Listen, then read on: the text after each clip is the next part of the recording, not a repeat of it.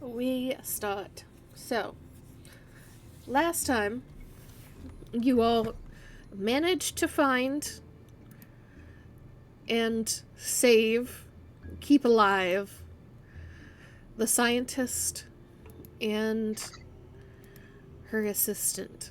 Does anybody remember their names? Dr. Tan and Mai, I think. Yes. Yes!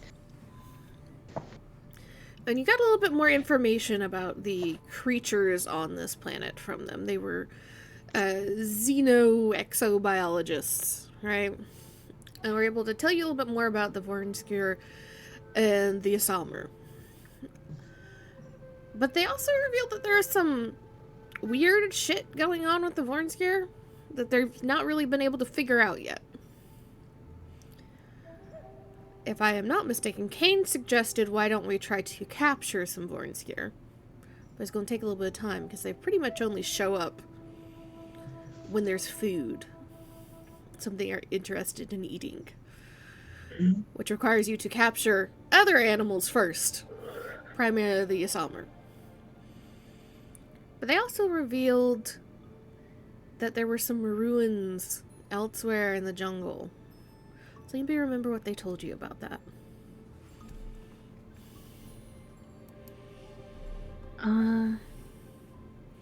They didn't actually go in there themselves. Mm-hmm. Yeah, nobody's been in there, right? Yeah. Mm-hmm.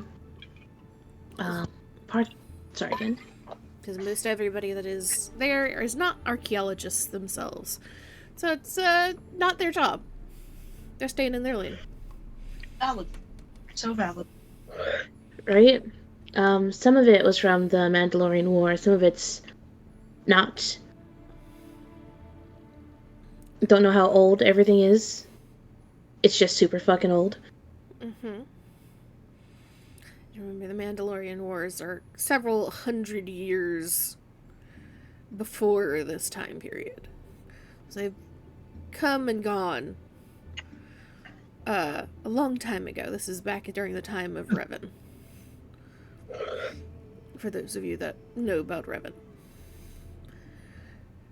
But you found them, you all rested a little bit, managed to get them back to the main research camp over the course of a day or two. Slow going because they were still injured. And the jungle is not a gentle and friendly place, but at least you guys didn't get attacked again. No. And you kind of circled around where the plant creatures, ? Were. Yes, Amy? Kane also had a vision. Yep, Kane also had a vision. Mm-hmm. A vision of a temple. It's almost pyramid-like. And some shit going on there. Anything you want to add for that, Joe? No, that's basically it.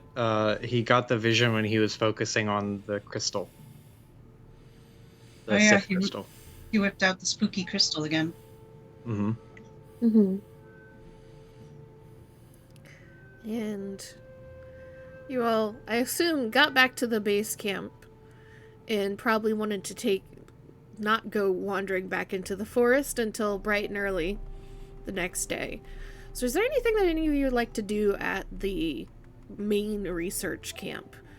There's some supplies, there's more people there. You all actually get cots to sleep on if you don't want to sleep on the ship. But you can also sleep on the ship. Take a shower. Yeah.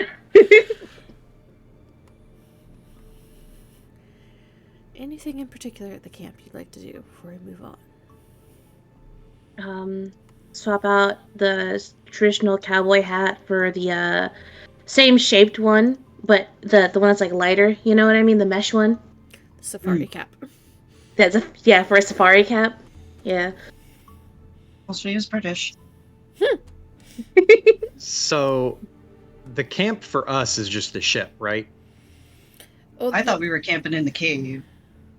You initially were camping at the cave with the scientists, but then you had to get those scientists back to the main research camp. Right. where Yeah. Thank you you. have all of the tents and all of their research supplies and everything, and the ship is landed in a clearing next to the camp. So you have Yes. all of that. But, some of you may want to sleep under the stars if you really want to.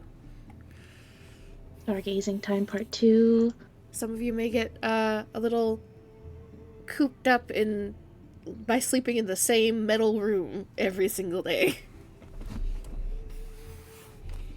Yeah, I think you'd be setting up a camp outside. Kane is going to stay inside, and as he is inside, he is going to disassemble his lightsaber and look at the crystal that is normally in it. And he's just kind of turn it over in his hand, and then he'll look at the Sith crystal and turn it over in his hand. Are they like they're the same sort of general size and shape, I assume? Yep.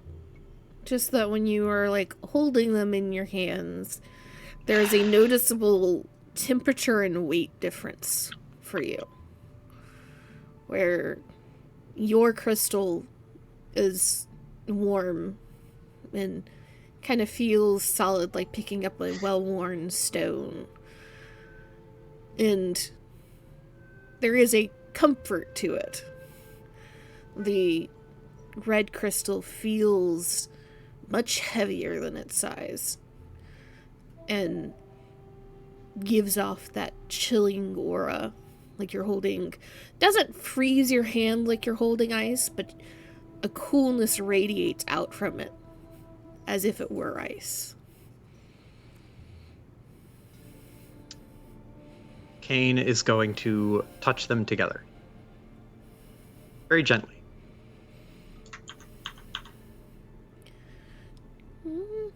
At first, there's nothing. And then you see the faintest little spark in your lightsaber crystal.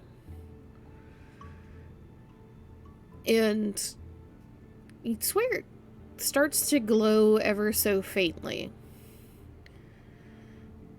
And you get this very distinct sensation that it's trying to push itself away.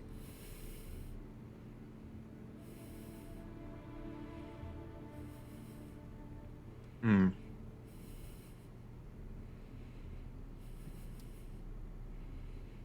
Hmm. It doesn't move. It's not like a magnet that's repulsed. But there is something kind of in the back of your mind that tells you if the crystal could have a preference, it doesn't like it. If he leaves them in his hand for a bit, does anything happen? That sensation of being uncomfortable, of trying to hold at arm's length, kind of grows.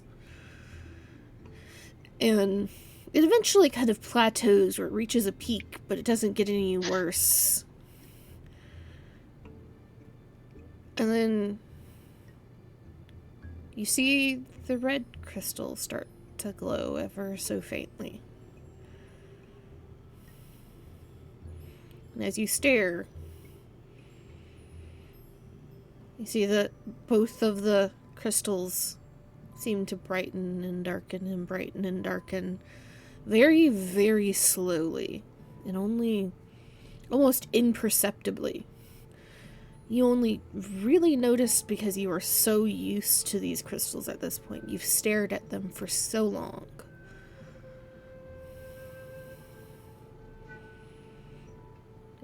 Then you hear, it almost sounds like two stones clicking together.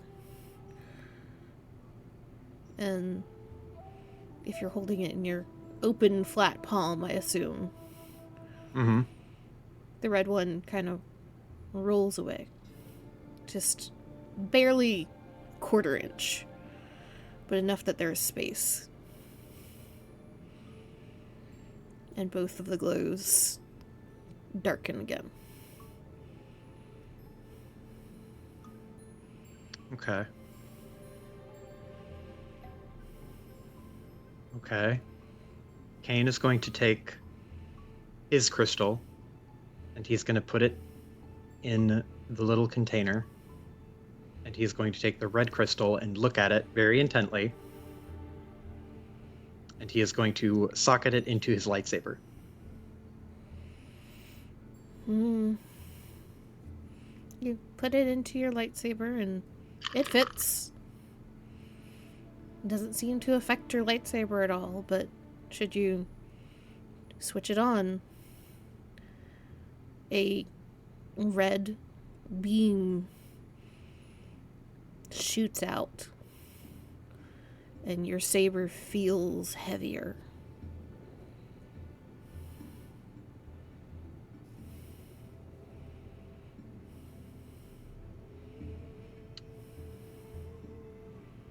He'll do that. He'll ignite it and then just kind of marvel at it. And turn it over in his hand, careful not to touch anything.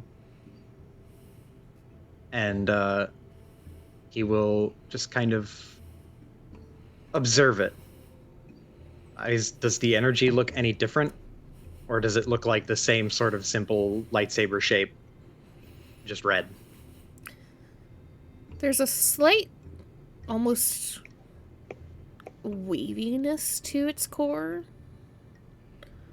But you're not sure if that's you reading into it or if that is actually some change in how the lightsaber is working due to the crystal.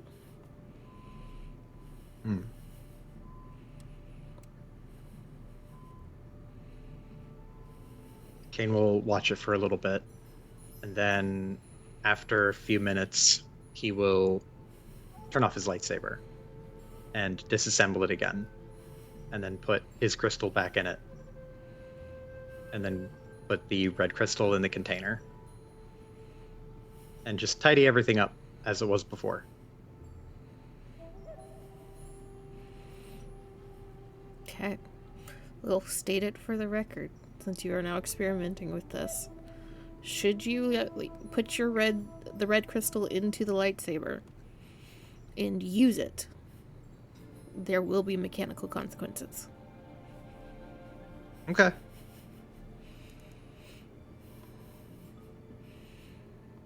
So that's what Kane's doing. Kane's fucking around with the bad crystals. Hey, it could be worse. Could be meth. Could be spice. Could be Pesh. Yeah. Ash, not even once. Well, maybe once. In your college days. Just to try. Iffy, what are you doing while you're at the camp?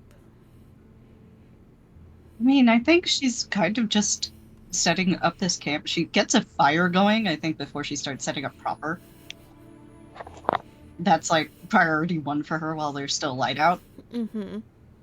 But once she's got the light set up and, it feels solid, like it'll keep through the night, she's just setting herself up, gets the old rollout out.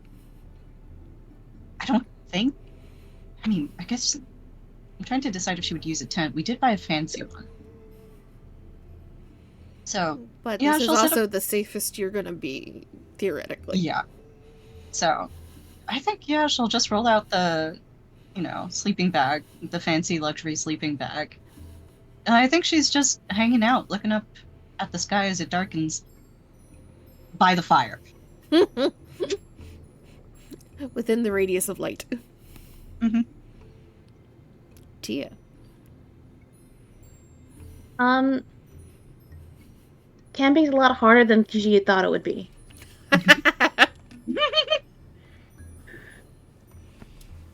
She has never done this before, but it's not all bad, just mostly bad.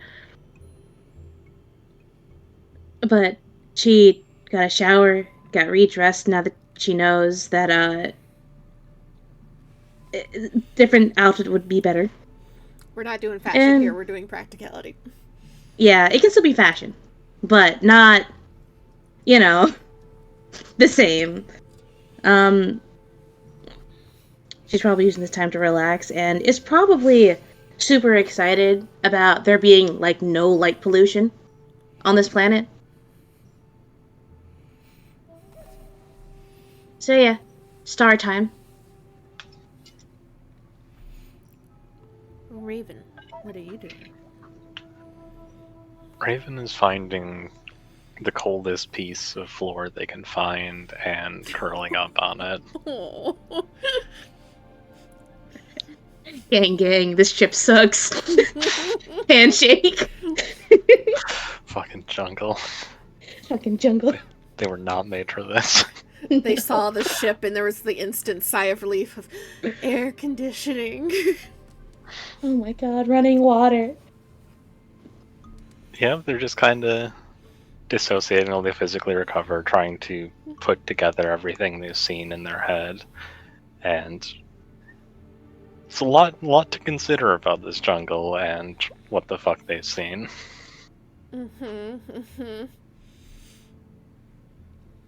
So y'all... Tree. Go ahead. Sorry, trees got metal in them. Plants are fusing with organics.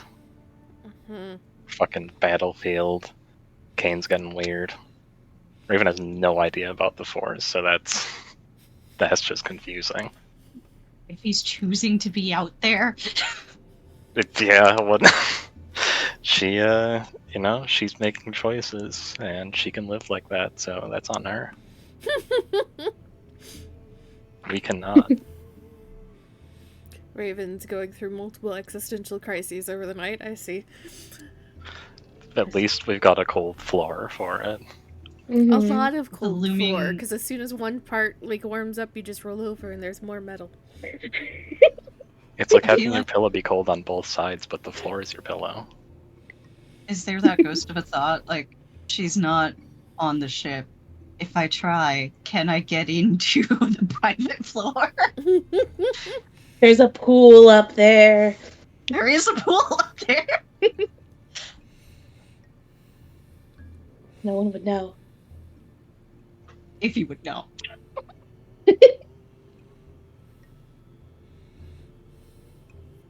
If he should take pity on the poor overheated blue person.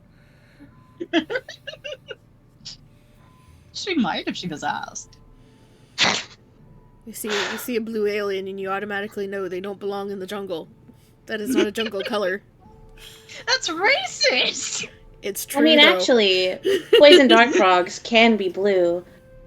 So can Amazon milk frogs, actually. I said blue alien, not blue frog. Yeah, don't lick Raven, you'll have a really bad trip. I believe there are certain blue species of snake that hang around like Malaysia and shit too. Oh, yeah, like, Like crates. and, fuck, I forgot what they're called, but blue beauties? Mhm. This is all very true. However, George Lucas was not that smart of a man, all things considered. He is very clear in his coding. Red He goes is. to desert, He is. blue goes to ice. Lucas is many things, but subtle is not one of them. No. Do you want keys to the private floor? You got one of those? You know she has one of those. You can't tell me that Raven wasn't like curiously studying the blueprints of the ship. Wondering like, about the fucking like energy expenditure of keeping Iffy's pool heated.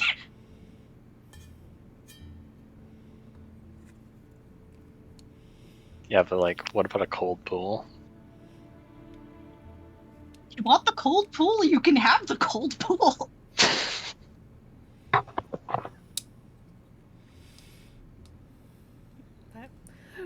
You all pass the night relatively peacefully.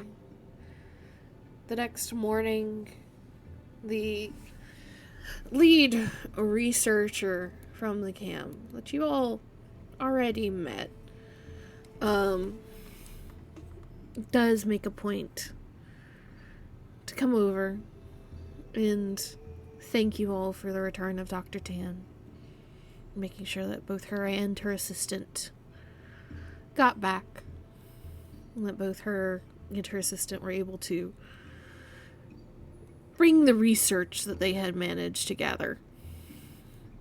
And as a thank you, he does provide some fresh rations and such that can be tucked away into your bags and packs. So he hears that you're going into the jungle. He doesn't stop you, but he just kind of looks over all of you as you all are packing up and getting ready.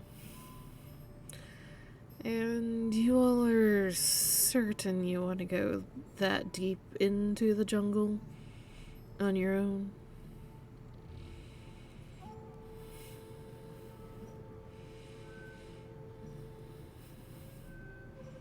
Who's this addressed to? Just in general to the group.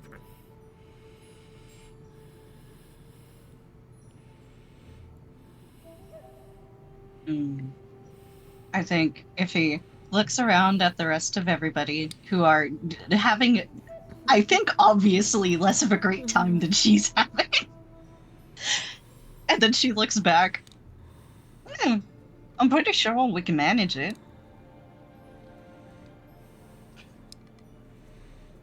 And he kind of will move his head side to side and kind of like, well, I think so. Gesture. And he'll look into the trees, into the jungle.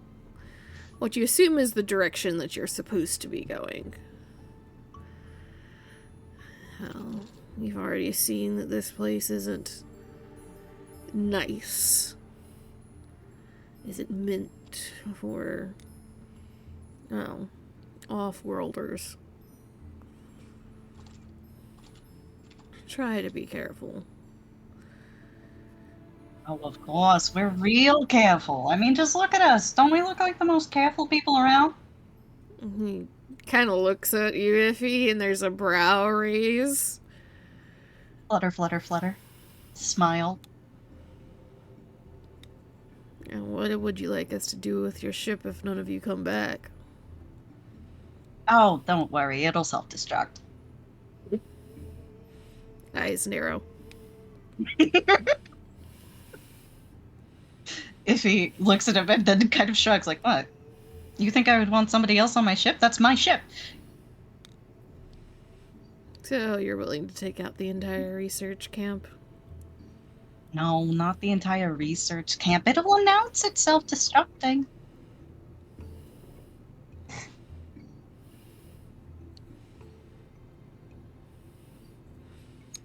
He kind of looks over to the hired muscle. And now you see them all now starting to eye the Dawn a little bit more skeptically.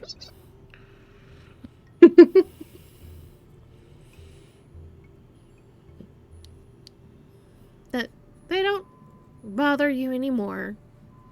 And you can all continue on your way. Perhaps with a slight concern over to whether or not the Dawn is going to be in one piece when you get back now.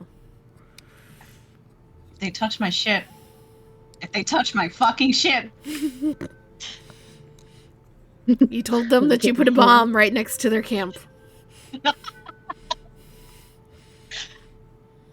I thought it was a funny line, but I'm willing to commit. It is Maybe funny. He is that paranoid. It is funny. But funny does have consequences sometimes. I just have a question. Does the party know about this? I feel like it's probably the first time that anyone but Kane has heard that. Kane knew. Kane is unfazed. It's never been an issue. They always come back. Exactly. There's a pause from Tia while she's on her tablet. It's like, okay, I'll unpack that later. I'll just do what I always do. Compartmentalize. I'll deal with it later. Don't worry, Raven unplugged it. Raven was like, what's this 30-day timer for?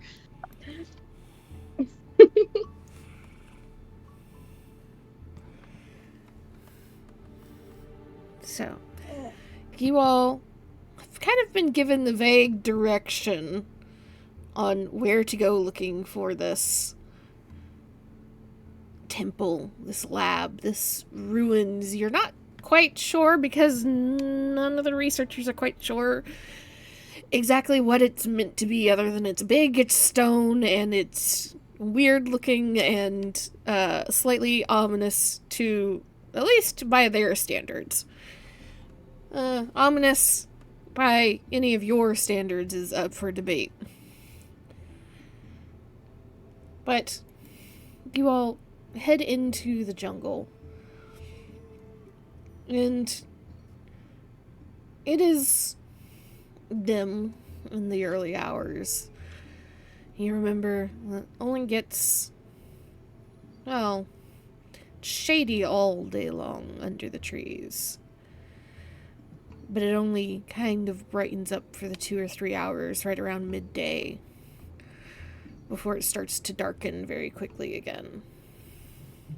But you all are moving relatively quickly now that you know what to expect a little bit more. Are you all going single file, or some of you wandering off? How are we traversing the jungle? I think if he is in the front, there's probably some sort of bodyguard sandwich going on. Mm-hmm. Probably, Is yeah. Mindy coming with us, or are we saying Mindy stays back at the ship? Mindy will come with y'all because I imagine Cody would like to be in next session.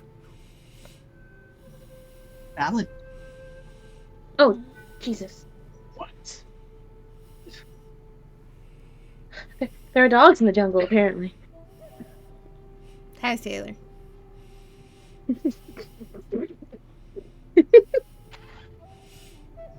Sorry, he got spooked. So we have a bodyguard sandwich. Mhm. Raven trying not to die in the back. Mindy trying not to get trapped in the back. The two having a distinctly bad time lagging behind. No person left behind. So many things to talk about. You sure? Yes.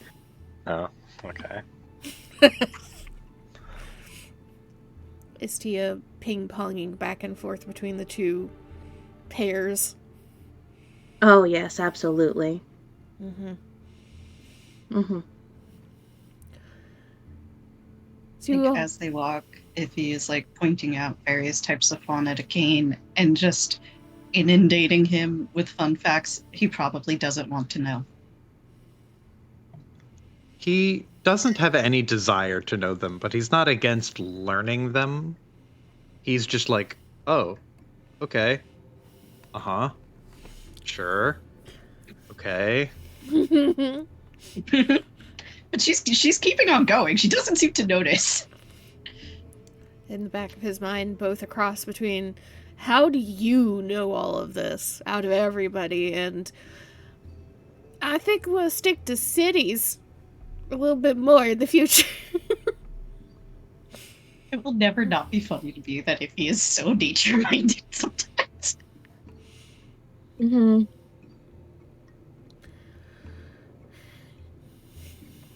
As you all, well, I have to do this. You all are in the jungle for a full day. I need survival checks at 2 for everybody. I need an additional black for Raven and for Tia. Just kicking us while we're down, huh? Yep. All right. Oh, man.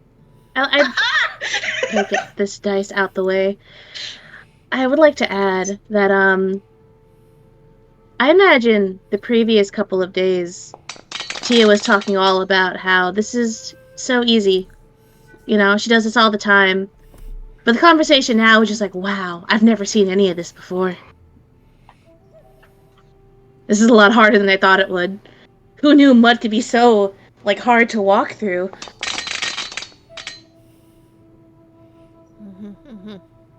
In contrast, Diffie is like, okay, so what you want to do when you're walking through mud? It's like, isn't it just dirty water? Like, No. That's the basic level understanding of mud. So as you all are walking through the woods, Kane, you're not having a great time, but also it's not the worst thing ever. You have been trained and put through unpleasant experiences before. This is like your training as a young Padawan, where you were tested in survival. There are reasons why you and Hyalomia prefer to stay in the underworld in the cities, but, you know, you make do. Iffy, on the other hand, right beside you, is having a great fucking time.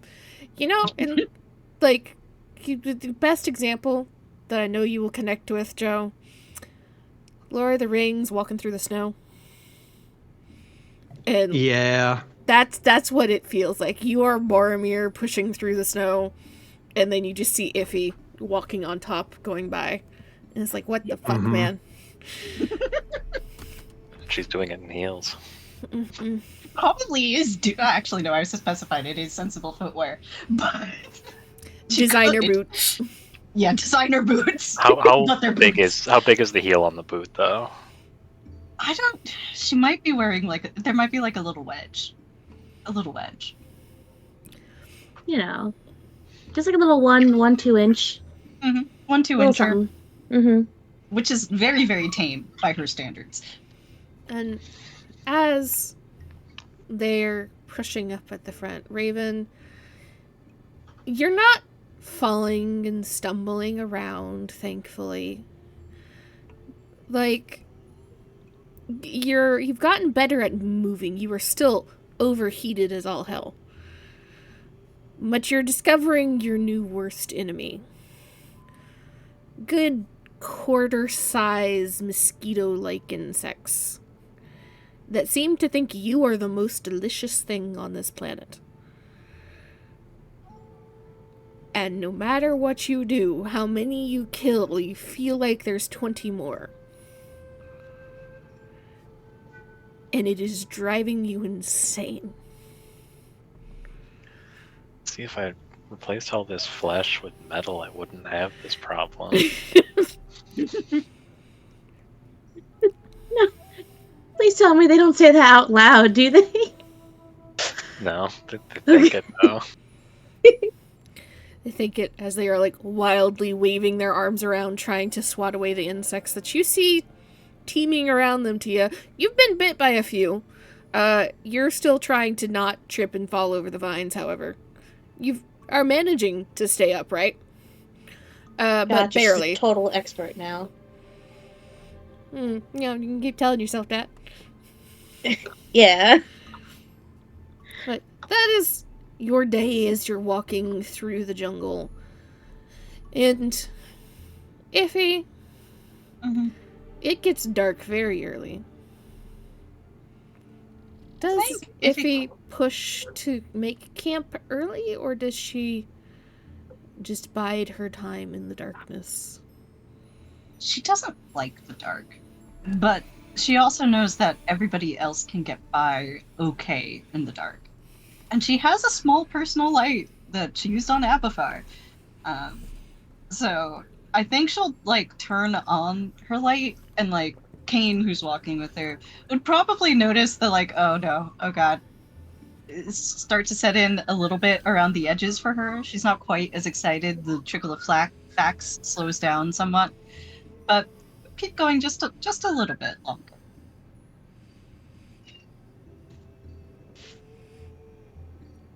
Kane, do you push through knowing that Iffy is becoming wary, becoming blind very rapidly? No. Kane wouldn't want to just like force everyone on a march. He would maybe go like a teensy bit further and then make camp. So you set in for an early, not super early, but good hour or two earlier than you might have otherwise. Camp. Find not necessarily a super even piece of ground, but a sheltered one under one of the massive roots of the trees that you can kind of stamp down patches of dirt and grass to lay down on and be about as comfortable as you can hope you're going to be. As you start to put together your tents and bedrolls and make, I assume, a very bright fire. Oh yeah, if he's on that immediately. You all can make perception checks at 2. 2? Yep. Do I get a penalty on that? Yes, you do. You get a black. Alright. Are you bullying the city flickers again? No, this is bullying the Hapen.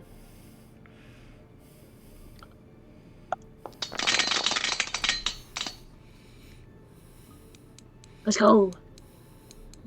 Okay. You all notice that the noises of the jungle change. That there was always kind of rustling and what you assume is bird song and various creatures in the trees followed you throughout the day. But the noises that followed you through the day begin to quiet the later into the evening it gets, and other noises take their place. Birdsong becomes less frequent, and then you hear calls and screeches every so often. And on occasion you hear clicking noises, which you think might be some form of echolocation from something. Nothing that comes across the camp, nothing that enters into your field of view.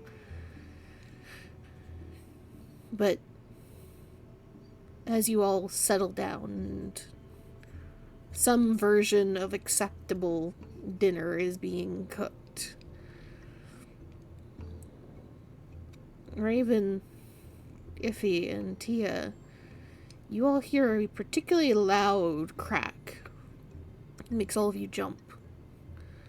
It's not close by, but that's perhaps more worrying because you know it's far enough away that that had to be something very big to make that noise.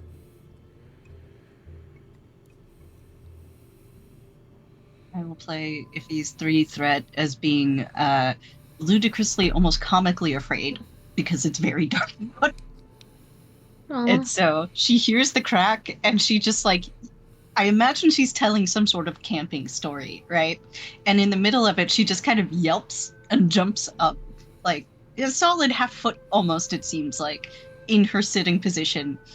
And then she just like kind of leans against whichever Miriana is closest to her.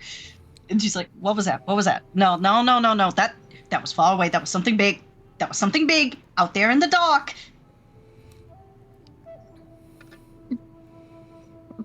Hug. She is very afraid. And as Iffy is freaking out, and you all kind of focus in on that noise, I will need everybody to make a cool check at 2 purple. If you had threats, you're taking a black on it as well. So Single black? Yes. Okay. Raven, Iffy, and Tia. Kane, you're just going straight cool at 2. You know what's fitting is the people that heard the noise are the black. Mm-hmm. I remove setback on cool checks, which is kind of funny.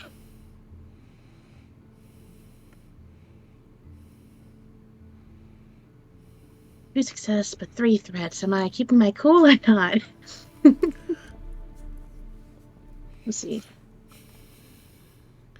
As you all are kind of zoning in on that noise, and looking in the direction that you're pretty sure that crack came from, further away on the opposite side of your camp, you hear a deep, rumbling roar that seems to echo and bounce through the trees and fill the very air. And as the roar goes on, those of you that failed are immediately struck with a glance of fear. Unease settling deep in your bones. You all knew the Vornskir were here, but now that is a noise that, at least to your imaginations, can only come from a much larger predator. One that, at least by the sound of it, is probably much harder to deal with.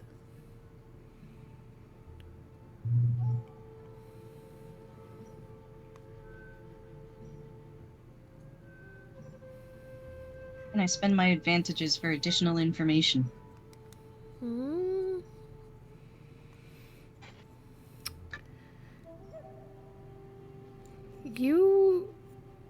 You're easily able to tell that this is probably something that is either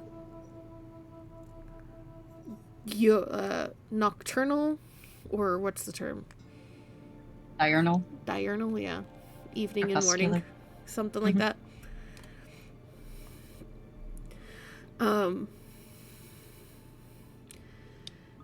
And you listen intently, and you don't hear any returning roars or noise. So you assume it's solo. It's by itself. Perhaps it was laying claim to territory with that roar, or laying claim to a meal that it has caught.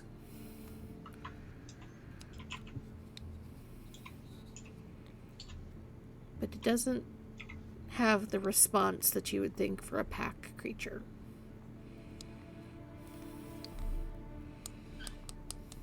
Is it like getting closer, or is it just like off and it's like vaguely nearby?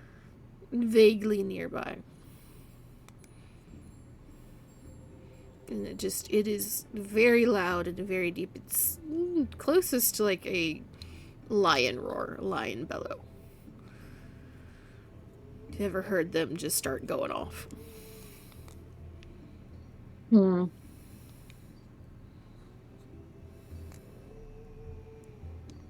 First thought is, do we take out our light source? Or is that too much of a disadvantage for us? Oh wait, it's still like light out, right? No, it's getting darker. It's dark. It's getting darker? Okay. Mm-hmm. When you are under the trees, nighttime is nearly complete blackness. Because the canopy is thick enough that it is very hard for even like moonlight to get through. Kane will just put a finger over his mouth, and then he will creep forward to like interpose himself between the group and the noise. And he's not gonna like wander off to go find it, but he's gonna stand in the way such that if that noise came closer, it would have to hit him before it hit everyone else. If they will hand signal to him, I imagine very loud hand signals, you know? Probably only one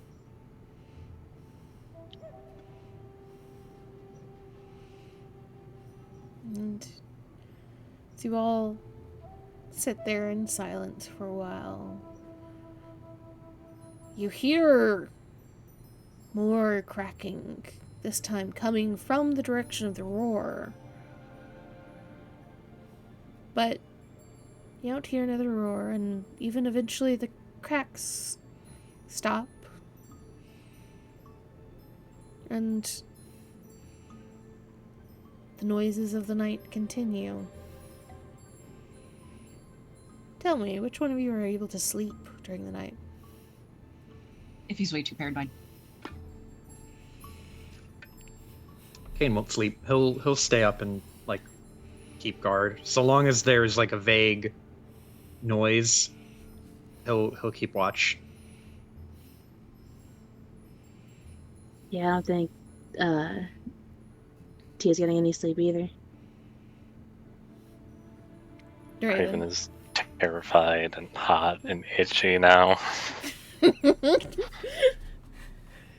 Everything wrong is happening to Raven. So it is a long and fitful night for all of you. Uncomfortable, scared to varying degrees, paranoid to varying degrees. And though occasionally cracks and rustles are heard near the camp, nothing comes into the camp. It's once or twice where Kane or Tia hears something kind of bolts upright and stands and strains their eyes into the darkness, swearing that there was something close enough that they should be able to see. But you see nothing. Eventually, all of you pack up and get ready for another long day in the jungle. Perhaps all a little less enthused, even those of you that weren't enthused to begin with. As you continue onwards, you get maybe 30 yards from your camp, and all of you are struck with the smell that at first it is unpleasant, but the closer and closer you seem to get to the source, the more it feels like it is gagging you. And it is the smell of rot, death.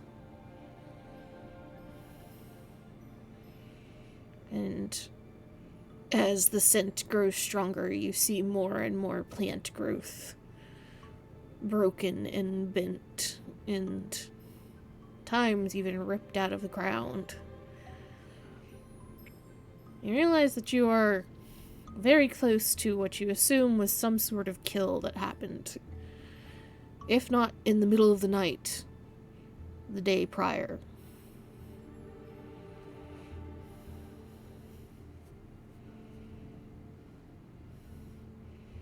Do you all go to investigate, or do you guys just want to keep going?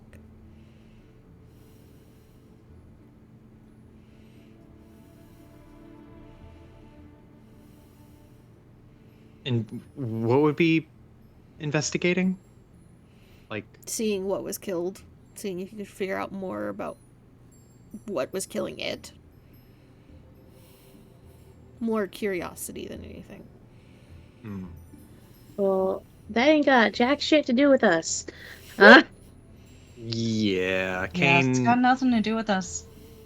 Kane is not interested in figuring out what died over there.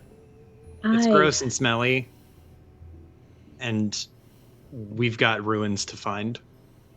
Yeah, it's good information to have. And I want to know, because I'm me. But there's no fucking way Tia would want to get anywhere fucking near that.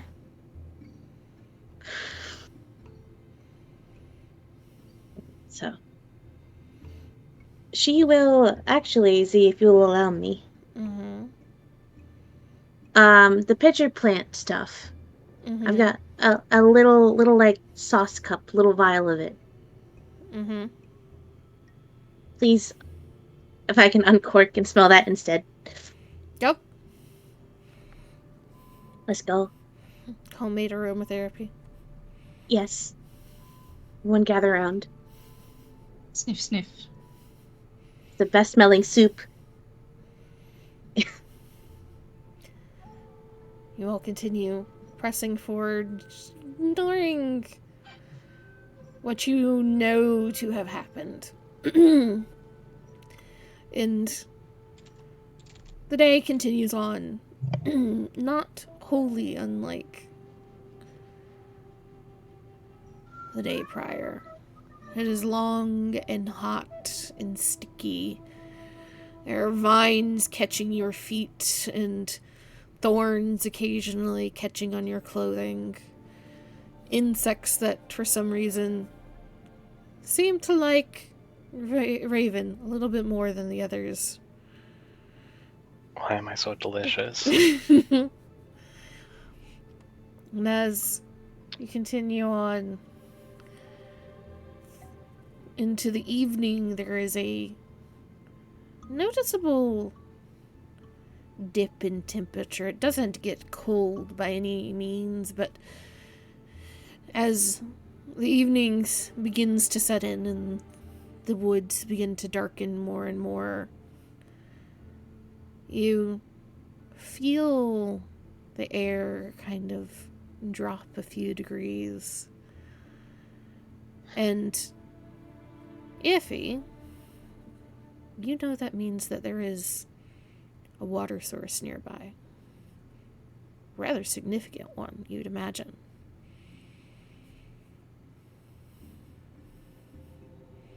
I think once she realizes there's a water source nearby, will turn to the others and point it out. We should check it out, right? Should we? What, you're not thirsty? Well, I'm a little thirsty. You don't want to wash up? Kind of I think we scrunches should his go. face. He'll go to the water. Oh, I should be using my sound effects for this. Hold on.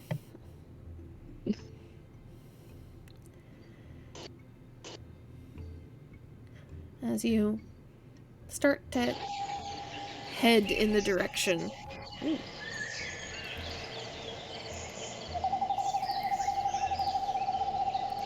Is that too loud? No, I can adjust it a little bit.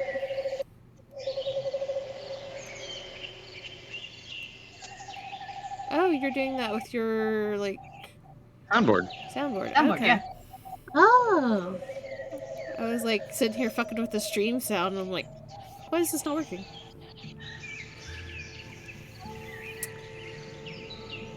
As you head towards the cooling air, you come around some very large rocks and around some of what you feel like might be even more ancient trees than you've seen thus far. You come across, to most of you, probably a very stunning and perhaps welcome vista. As there is a sharp, steep slope down toward, at least directly in front of you, towards a lake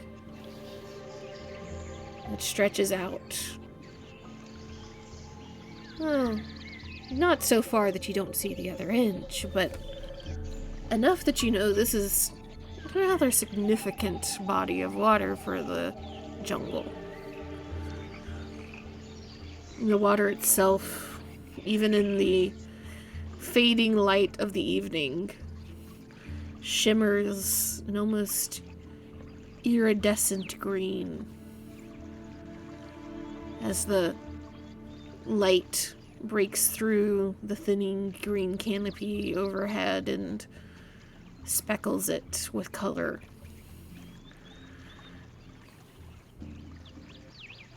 And you see along one edge, should you try to clamber down the more sheer side of this embankment, there is a section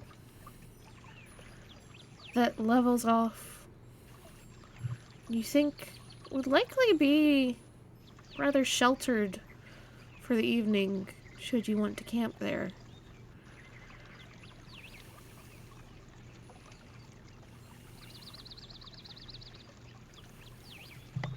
There How are far are puppy we dog from eyes. the ruins? You imagine another day or two. Because remember, there's not an exact map. It's like you kind of go this direction and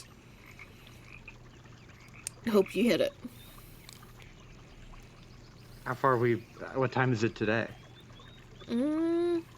Probably around 4, maybe.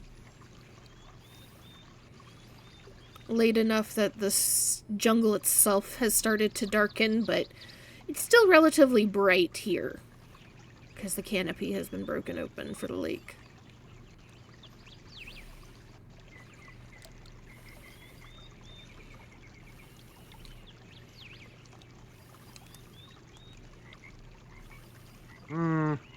Kane wants to press on further, because, I mean, everyone's probably exhausted from staying up, but Kane is anxious to get there. And he's in charge. There are pleading eyes in his direction, though. I think we can afford to take like a little restaroo here. Yeah. Take a little breather, and then keep going. Yeah.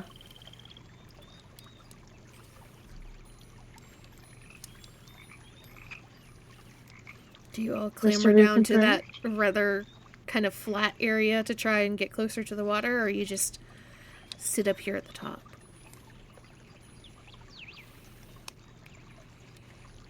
Sit Is up it- at the top makes sense to me. That's just me. Kane would be curious enough to go down to the water level. Mm-hmm. Is it cooler down by the water? Yes. Then yes.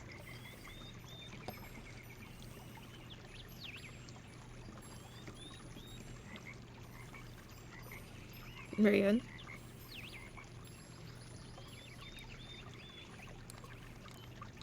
Did you say it's colder? Mm-hmm. Well,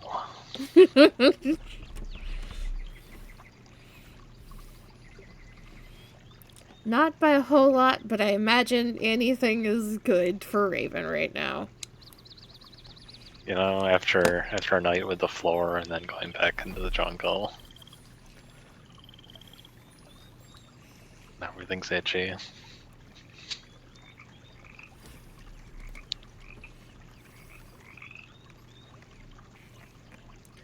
Water time. Please, Please. slightly colder. So you all, one by one, initially take a seat up at the top to catch your breath before kind of clambering down the side to get towards the more level area so you can actually access the water. The moment you touch the water, it is blessedly cool. At least initially. Y'all kind of kick off your shoes and wade in, and Raven, you've not been a particularly spiritual person, but in this moment you believe there's something there favoring you, even if just for a few minutes.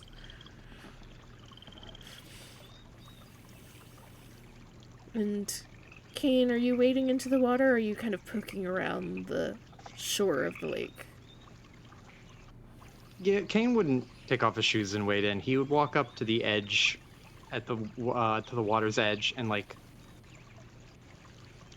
take a knee, and take his gloves off, and hold one hand into the water, and just feel some of the dirt between his fingers. The sandy soil.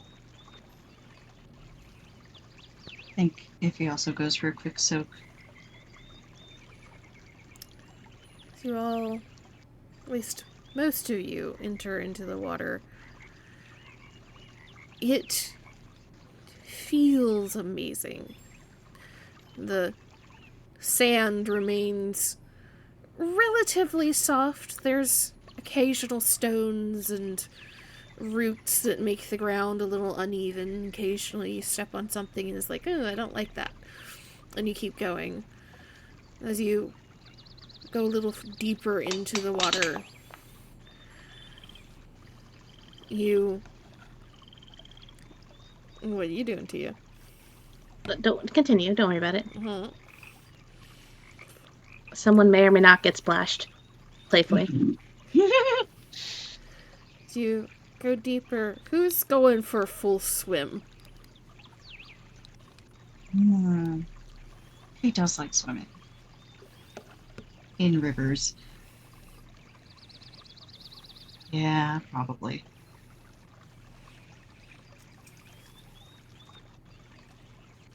Tia, Raven.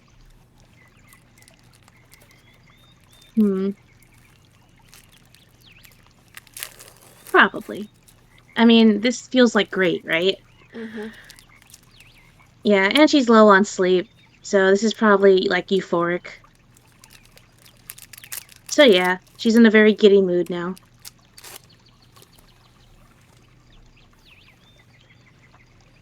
We only got one set of clothes and we are not taking them off.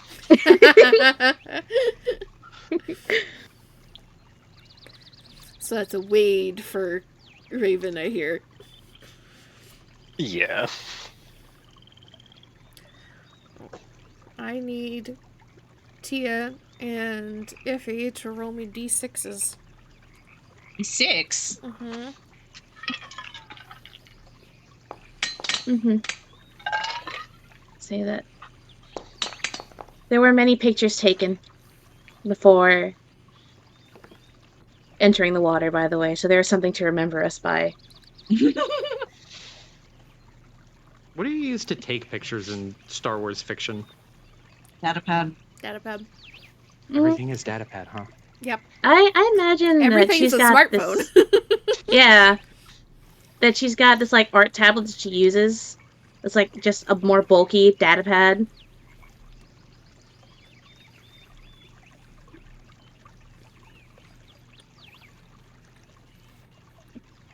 Give me a second. I am chewing chewy granola bar again. Heard. Star Wars is so weird where, like, if everything's a smartphone and then for some reason on all of the movies they use little hologram discs instead of call each other. Mm-hmm. We have FaceTime. Yeah, FaceTime. Yeah, but Yeah. everyone uses the little hologram things. There's more and more people are using FaceTime than just calling. I feel like the little hologram things are like the dumb phone that can only call somebody. You know? They're the secure lines. Yeah, whereas a datapad can do a lot of other things. But the little discs are for just calling somebody or leaving a message. Mm-hmm. Also, is Kane not going in the water? No, he's sitting at the edge. Okay. He is relaxing. As He you are- will. Oh, go ahead. Oh, sorry. Go ahead, Joe. Kane was going to, at the water's edge, like, just barely at the edge where the water will lap at the ground. He's going to sit cross-legged and kind of sit on his boots so that he's not sitting, like, his butt on the ground. And he'll take out the red crystal, and he will hold it in his hand, and then slowly, like, dip his hand into the sand and, or, like, the sandy mud and water, and, like, press the crystal into it to, like, kind of put it in nature.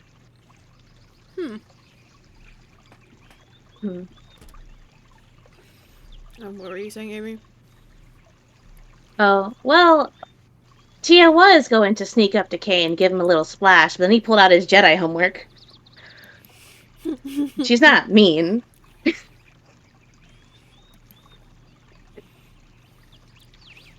Yeah, her only option is Iffy. Bet. Iffy, who has once more forgotten her worries because she's in contact with water and enjoys it. Suddenly being drowned by a Mary Ellen. Iffy will return this. She'll remember this. But it works. As you are splashed and kind of nudged underwater by Tia. There's that initial shock and, like, your first time going underwater when you don't plan on going underwater, even if it's play fighting, never fun. But right as you start to, like, process and realize what's going on and revenge begins to formulate in your mind, you feel something brush past your legs. That is not Tia. Does it feel like a fish, or I mean, it's hard to differentiate when you're in the water. Does Especially it feel like... when you've been shocked underwater. I think she like starts going for a splash with her good arm, and then she feels that, and her instinct is to like draw the leg back, and then kind of pivot to see if she can get a better look at it. And you pivot and turn as your head underwater looking. That was a question, right? Yes. Yes. You see an eel-like creature. Long and slender. It's not a snake. It doesn't move quite like a snake. But it's good 2-3 feet long. Brushed past you. And is swimming around. It's kind of turned its head and you see a large eye looking at you. But you also see stones under the water. Deeper in this lake. And maybe a glint of metal?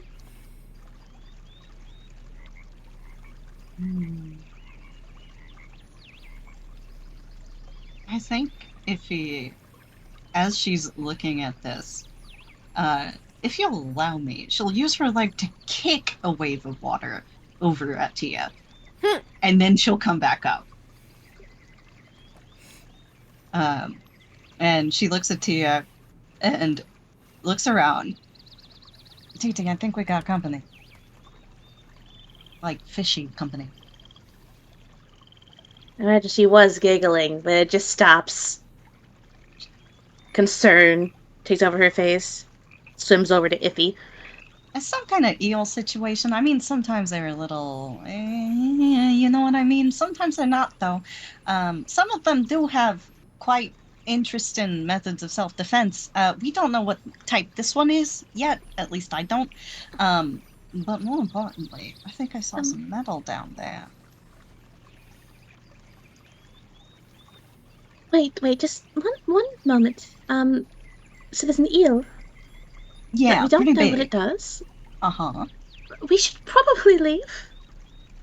Well, what if... Hear me out here. What if somebody distracted the eel so that I could swim down and see about that metal?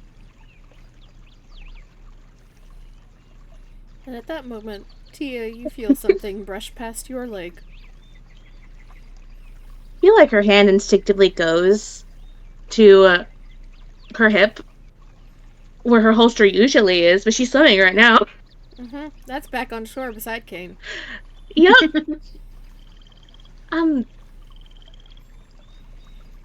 Should I look down there? I don't think I should. It's just an eel. I mean, we don't know. We don't know what kind of eel it is. But what we do know all about the potential riches down there. I mean, it could be more Besco. And you want to go and get it? Yeah, don't you? Not really. But it's fun.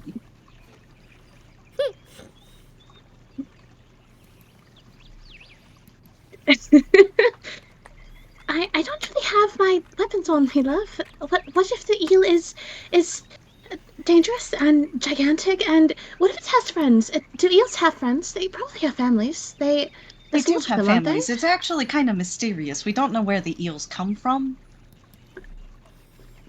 Water? Well, yeah, but we don't. Nobody's ever seen an eel like procreate. We don't know how it happens. Why do you know this? Never I mind. thought everybody. Just holds up a hand, like never mind. Not the issue right here. See, has Tia ever come into a situation with eels or aquatic creatures before? Because I don't really think she has. Yeah, from everything you've told me, she's not super water person. No, not really. She prefers pools rather than natural bodies of water. Yeah. We spent a lot of time on water growing up. I don't have any fucking knowledge skills, though. Basically. Yeah. Alright, just a hand on Iffy's shoulder. Alright, so you want to dive down there and me to distract the eel? Yeah.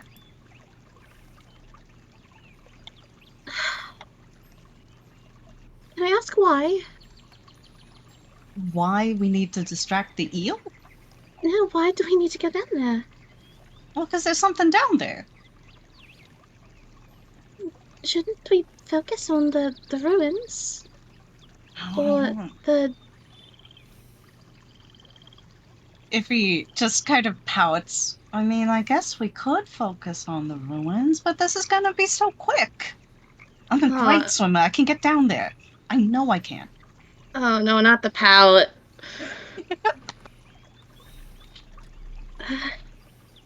Fine, just... You have 1 minute, and then I am dragging you back to shore. Rin, finger gun. You got it. But that's if you can catch me. And then she goes under the water. And on the shoreline, Kane, Raven, you all watch as a splash fight starts, ends, and there's a lot of quick talking back and forth, just out of earshot. And then Iffy disappears. Yeah, that's fine. They're having fun. If she doesn't come back up, does the self-destruct go off? Kane like shakes his head and like starts up. What makes you think she's not going to come back up?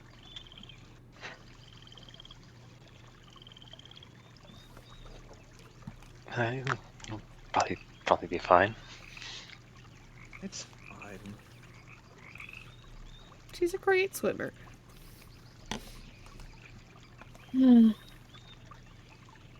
So, Tia, how are you distracting an eel?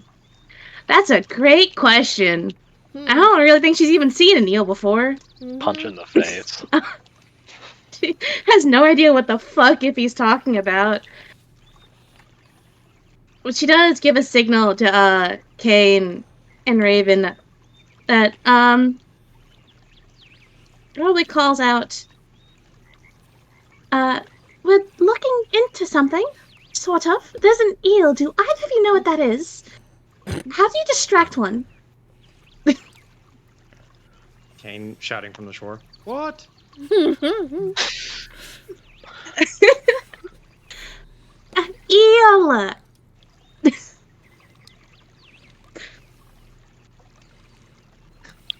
He looks at Raven.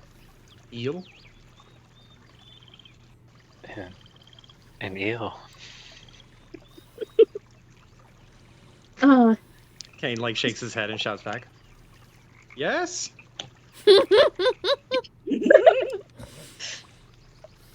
He shouts back and nods. Yes, and then gestures for them to come over here. Kane just like, it will scoop the crystal up and clean it off and put it back in its case. And then he will keep his boots off, take off his cape, and he keeps his lightsaber on him because it's attached at the hip, and he will wade into the water. How far are they? Are they waist deep or deeper? Yeah, He's diving. they're far enough out that they're swimming. Mm-hmm. Kane will walk till he is at like knee to thigh height, and then he'll stop and put his hands on his hips. What? I imagine while he was walking in, quick look in the water. Where's the eel? Where the fuck is it? You see a like inky black line kind of moseying on by in the direction that Iffy disappeared. Oh. She comes back up for air. Let's go. Dives down.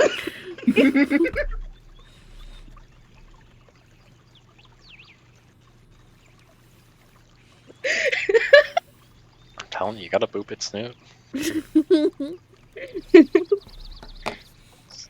Going to dive down and try and run interference. Because, okay, that's what an eel looks like, apparently. I assume that's what she was talking about. Yeah.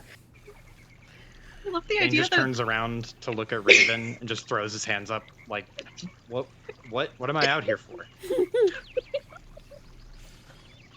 She wanted to distract an eel. Why did...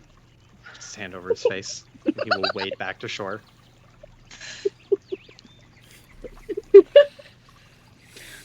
You want his back up, okay?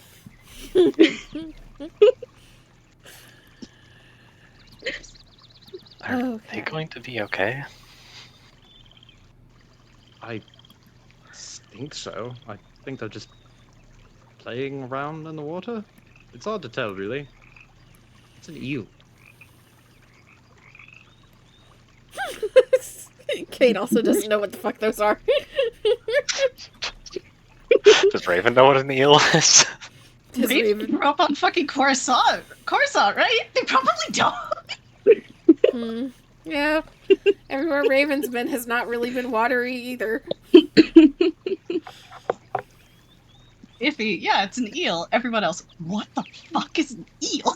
What's an eel? It's, it's a pool noodle. You know what? Pat on the back to Tia, willing to distract whatever the fuck an eel is. Not knowing what she signed up for. So, if you dive under the water, and you start heading towards the deeper section of this lake, keeping an eye on these stones that very clearly are not natural. The glint Can I interest you in a backroom deal? Can I say that if he brought along, like, light snorkeling dive equipment? You can have You goggles. could exchange a fucking... Can't you exchange a light side point for that? Isn't that how they work? A story point? Yeah, well, that's actually the talent, too. So, yeah, I'll do that. Goggles? Goggles for no point. I A spent little the bit point. more with a point. You get, like... I imagine, because it is a known technology in this world, you get, like, a knockoff rebreather thing. That, like, I'm happy with that. you get, like, 5 minutes. Before you have to start holding your breath.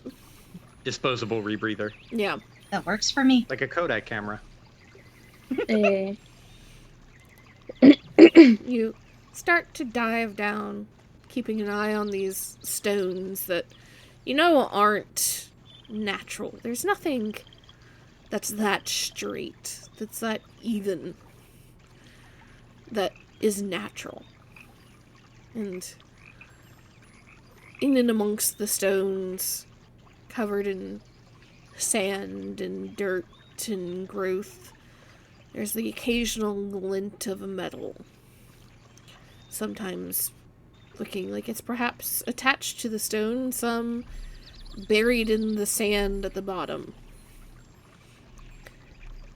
What are you going for first? What are you looking at first? So I see the rocks, and what else was it? Weird straight lines, right? Yeah, From the rocks? all the rocks are very, like, you would assume man-made because of the angles and stuff. There's not straight lines in nature. Mm-hmm. And you see occasional glints of what you think is metal, both attached to the side of some of these rocks and kind of half buried in the sand and soil at the bottom. But it's not super clear what any of that is. She's gonna go toward one of those, like, glints that's near the rock. Yeah, look at both of them. She doesn't have a ton of time.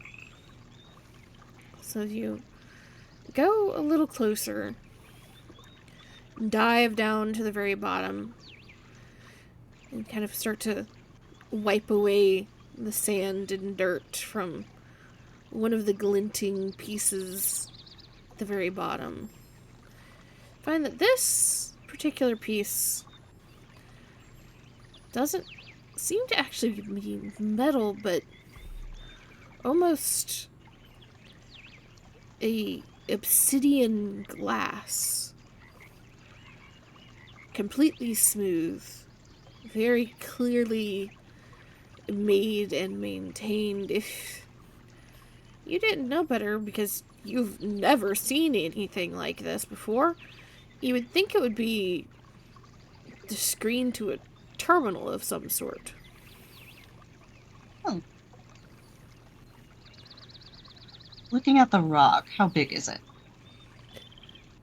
From what you can see of it, what's poking out above the sand is a little taller than Iffy if she was, like, standing. No hope hauling that back up. I think she's gonna try and tuck the weird obsidian whatever it is away, either in the bikini or, like, her waistband, so she can swim up. She's only got one arm. As you're working on that, Tia, you see this eel is making a beeline after Iffy.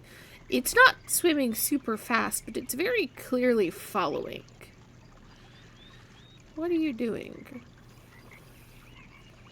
Well, who the fuck knows what that thing can do? She just learned what an eel is right this second. She is racing after it. Sure, her goal is to get in between it and Iffy. So you start to come up a little bit closer to it and try to get around it. It very sharply turns and veers off as if to avoid you, but spirals around, now facing you. You get these large eyes that take you in. And there is a part of you that's, like, nervous. It's not super thrilled. This is an unknown creature. Looks a lot like a snake. You know what snakes are. You know what those do. There's a level of danger involved with those, but at the same time, this is also very clearly not a snake. It's kind of squishy looking. It's kind of rounder. And so there's this catch between danger and... you wouldn't say cute, but it's not predator-shaped in your mind. As it starts to get a little bit closer, what are you doing, Tia? A little bit closer to Iffy or to Tia? To Tia now. Oh, okay. Well, how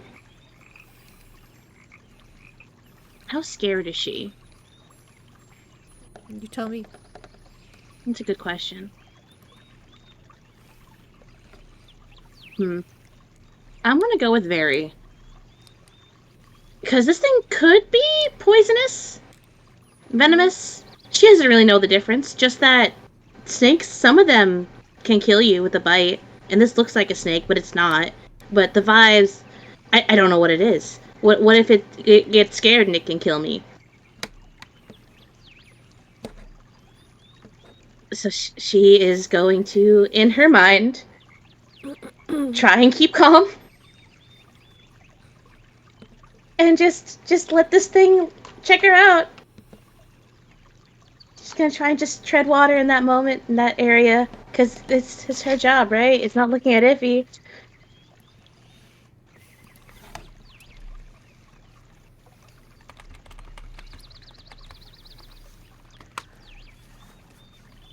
Is it? Also, sorry, good. No, finish what you're thinking. Oh, I was gonna say, she's also in this moment panic creating a persona that knows all about these animals and is totally cool and chill with them. As it gets closer and closer, Mm-hmm. it starts to swing wide, like it's going to go around. And it is very clearly more capable and more adept in the water than Tia is. So you start to spin and try to track its movements. It's already halfway around you. And then you feel it start to wrap around your torso.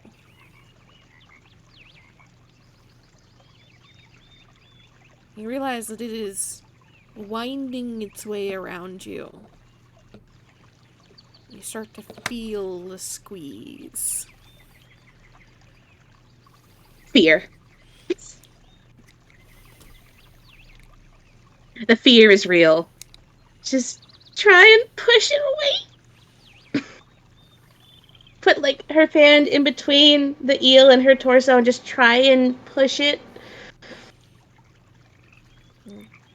As you are trying to figure out how to maneuver this obsidian glass Iffy, you turn and you see that Tia is a good 15, 20 feet away from you, up a little higher in the water,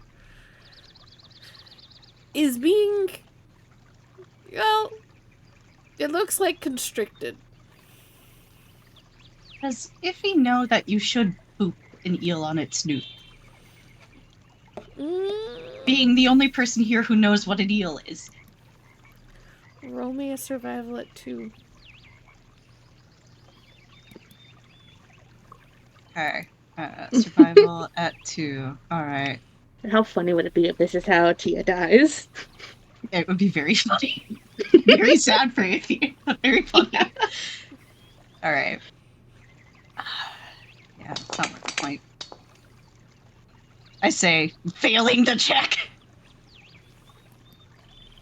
You know that it's not good, whatever is happening right now. That's about all you know. I think she tucks, she finishes tucking away her little bit of obsidian. She's gonna swim over, and if she doesn't know about boop snooting, I think maybe she's gonna try and, like, whack it or kick it on the flank,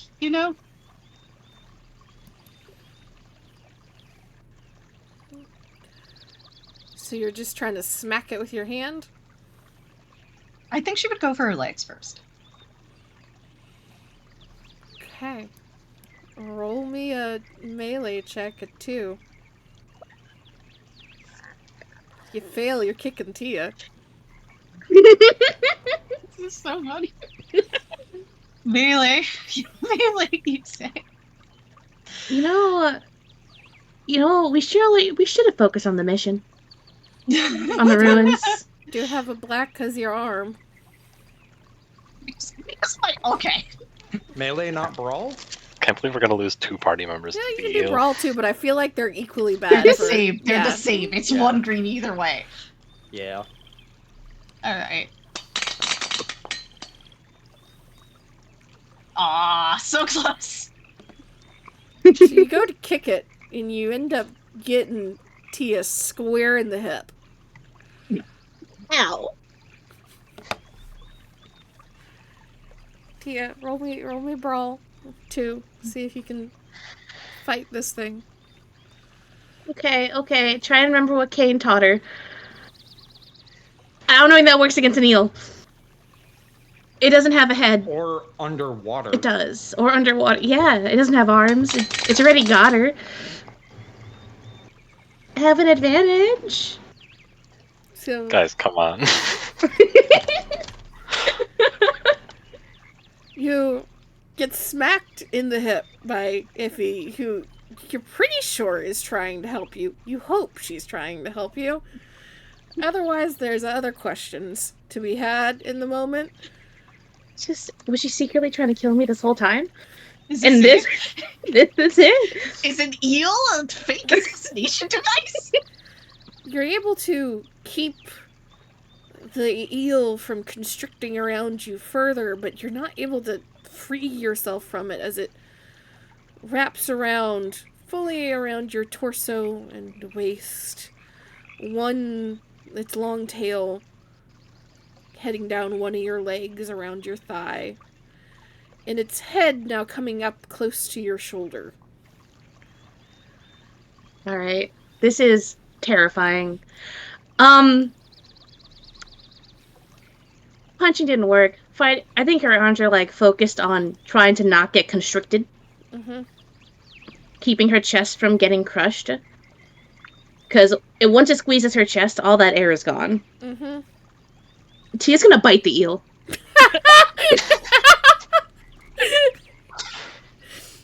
Oh my god. You know, Meanwhile, Raven and Kane are just like, I wonder what's going on over there.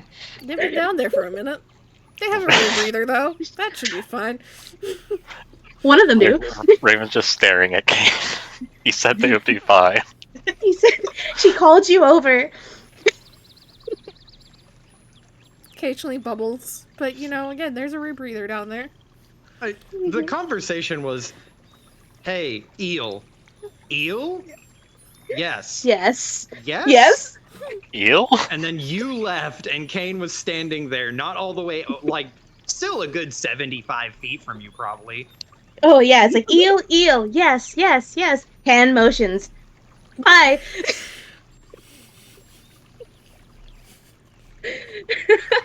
Listen, she's not very great at communicating, okay?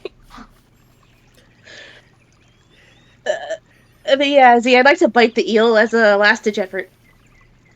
It's right by her shoulder, right? Yeah, it's in biting range. Oh my god, fighting the... You realize you're opening your mouth underwater. Yeah. It's a very funny idea. It is a very funny funny idea. But I need to state that out loud so that you understand the repercussions. I mean, if she closes, the back of her throat, no air should escape, right? I say this as someone who was a swim instructor. Partitioning your mouth. Oh, yeah. Oh, you bit a lot of eels when you were a swim instructor? No, As long as glottal stop. I opened my mouth a lot underwater.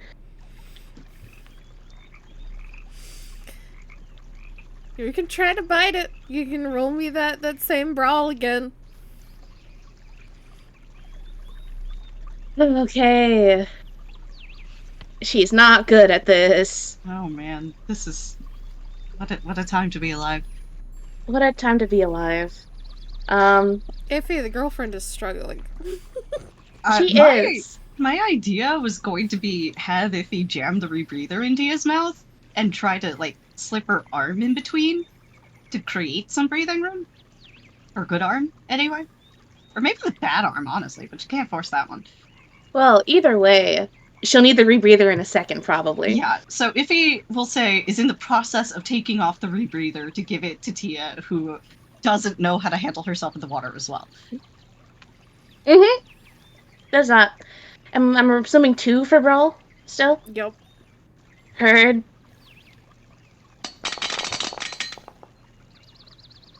Oh my god, we did it!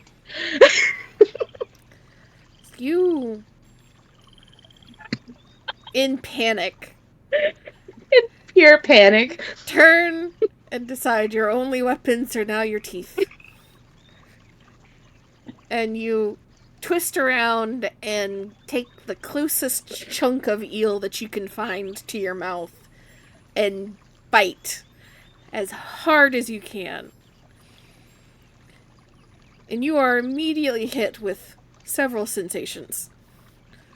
The water flowing into your mouth and the rough but not scaly skin of this eel on your tongue, immediately followed by, you guess it's blood. It doesn't taste like blood, at least not your blood.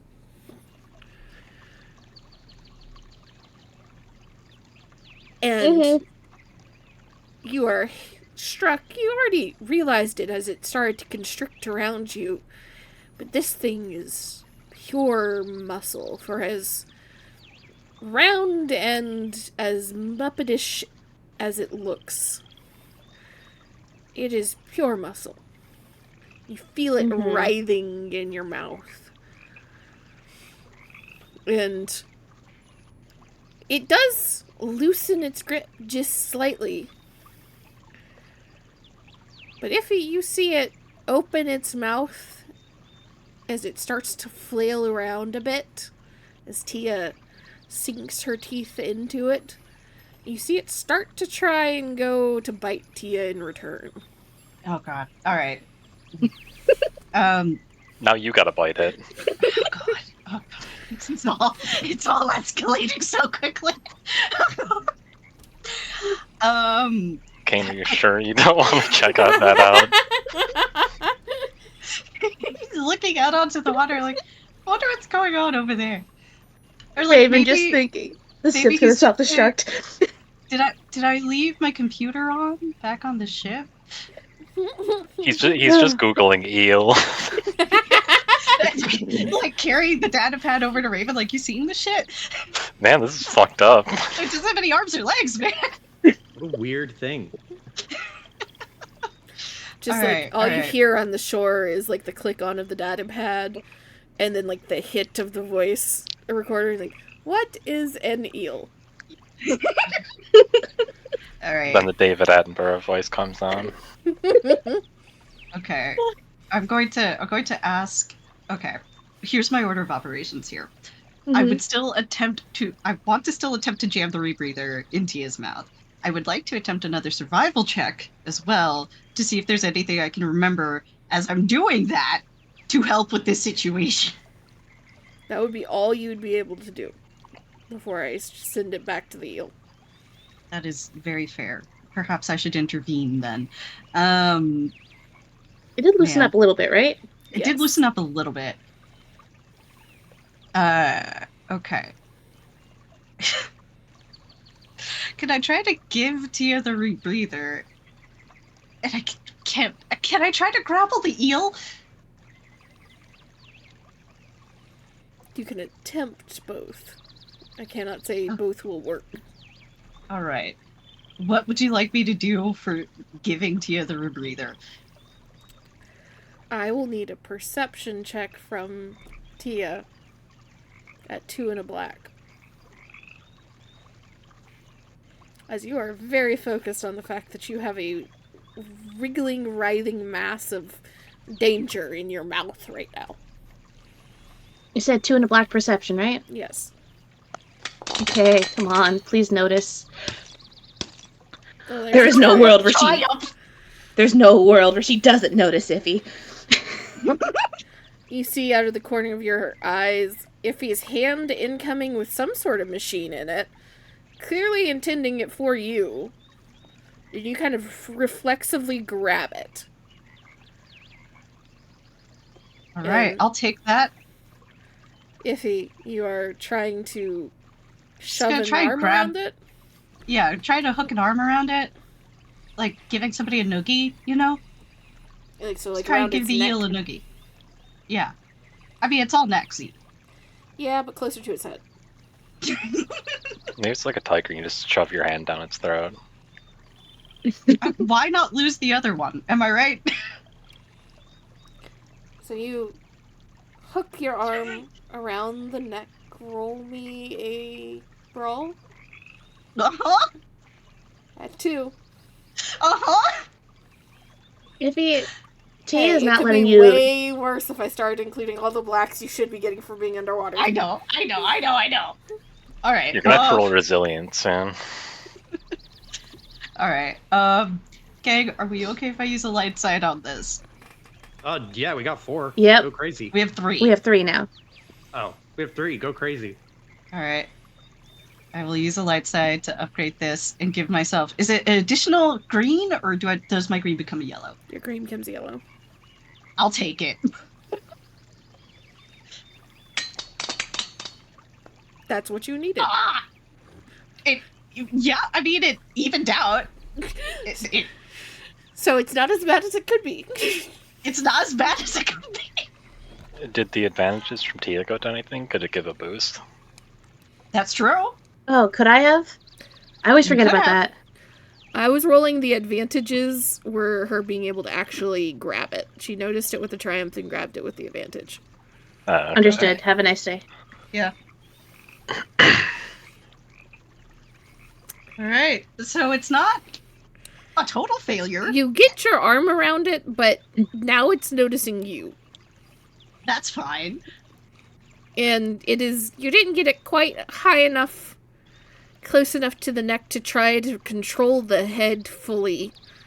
It managed to wiggle its way out, so it still has a little bit of range and maneuverability. But as it is realizing it is now 2 versus 1, it is less enthused with what is happening. Tia, you feel it start to unwind from around your leg. It's still wrapped around your body. You're not sure at this point if it's trying to constrict you or if it's just using you as an anchor. But it does begin to unwind a little bit. And I will roll this.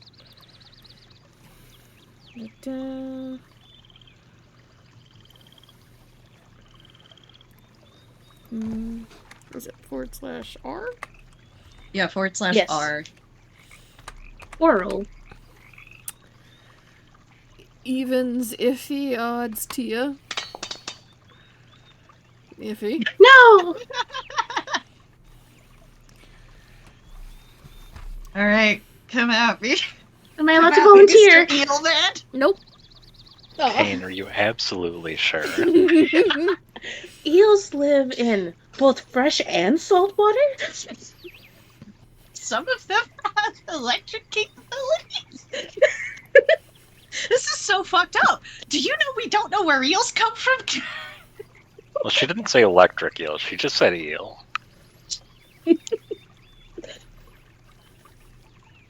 How much damage am I taking?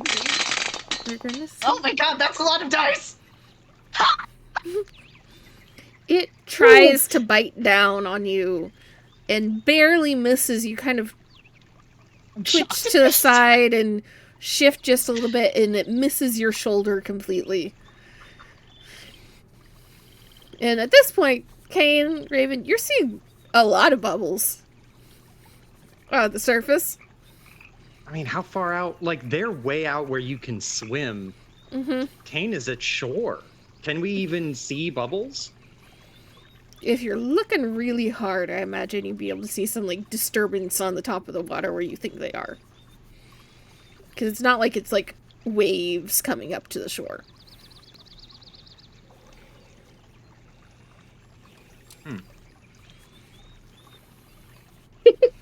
Are you sure they're all right? Kane just kind of furrows his brow. I thought they would be. I'm not sure what they're doing. I assume they were just swimming. They've been down there a while. She does have a rebreather. They have one, though. He makes a face. He'll get up and take off his boots, take off his cape, and take off his armor, and get down to just like shorts. And he'll take his lightsaber and clip it on his belt and start wading into the water. Is the eel documentary still playing in the background? No, he's got his AirPods in.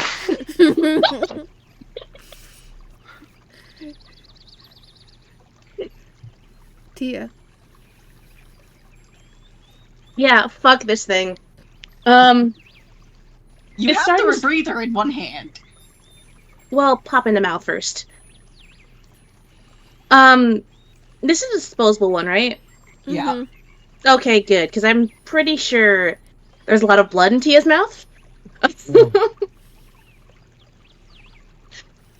But pop it back in. We'll deal with that later.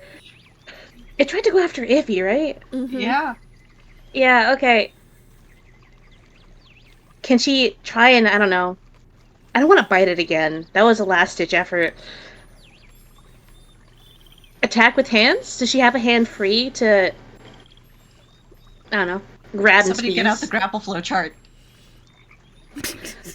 Oh, That's part can of she, this. like, focus on the bite zone? On the head? Or on where she I bit think her? she would like dig her fingers into Where the bite mark. Tia bit. Oh, Yeah, okay. yeah. Sure. Attack that. You can start to try and cause pain there. Yes, absolutely. You're Fuck this rolling thing. the same brawl check, my friend. Understood. Unfortunately, fighting eels not in the curriculum.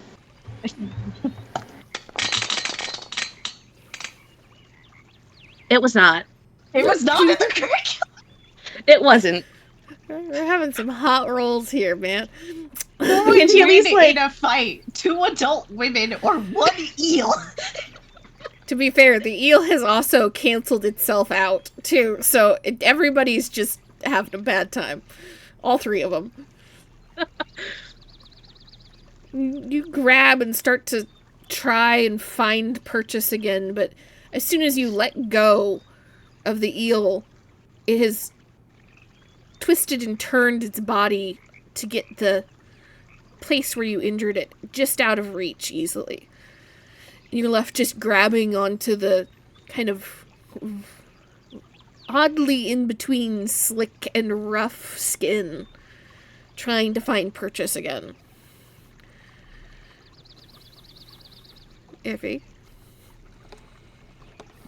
We're gonna keep trying to fucking pull this eel away. You're rolling I'm brawl gonna again. keep using my terrible, terrible brawl.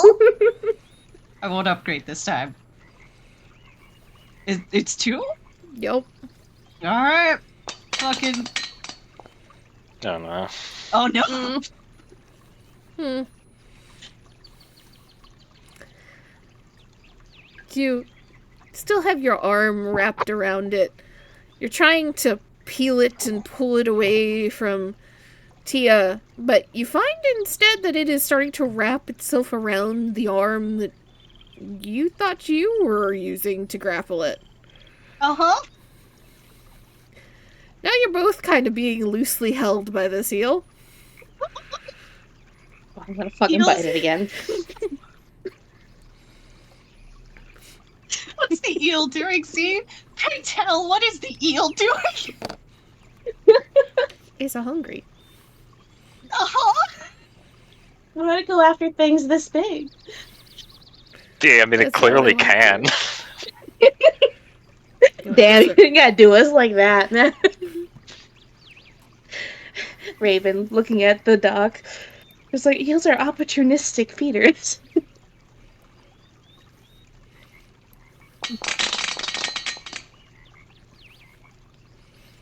Yep, we're just continuing the check fail timeline here. Well, Eels you're just true. hunting to win by attrition, right? Just your air will run out eventually.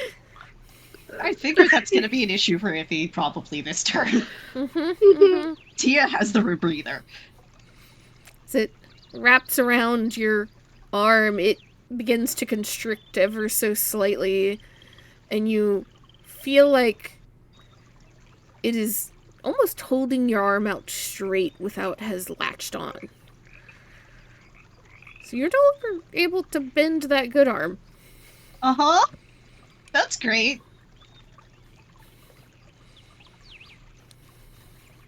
Okay, and Okay. as you walk deeper into the water and eventually duck under it, start looking around, you see movement.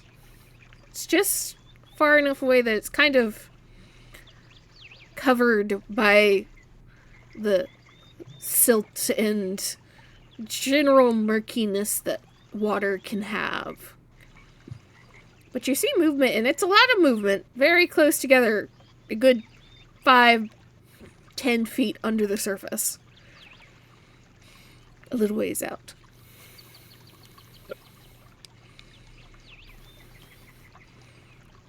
You head in that Well. direction still? Yeah. Lifeguard Mean mode save us. engaged. Kate's gonna show up, and it's gonna be like a tragedy over there. And he's just gonna be like, what? What happened? It's an eel. I just learned what this is, but it's supposed to be non-threatening.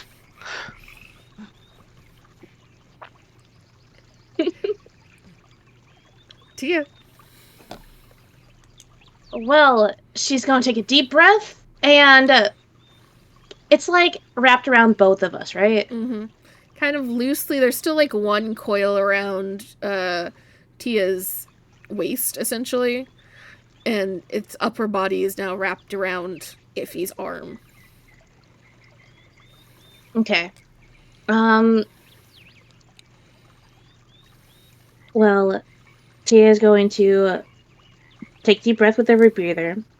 And my intentions here are to shove a breather into Iffy's mouth. Damn it! What?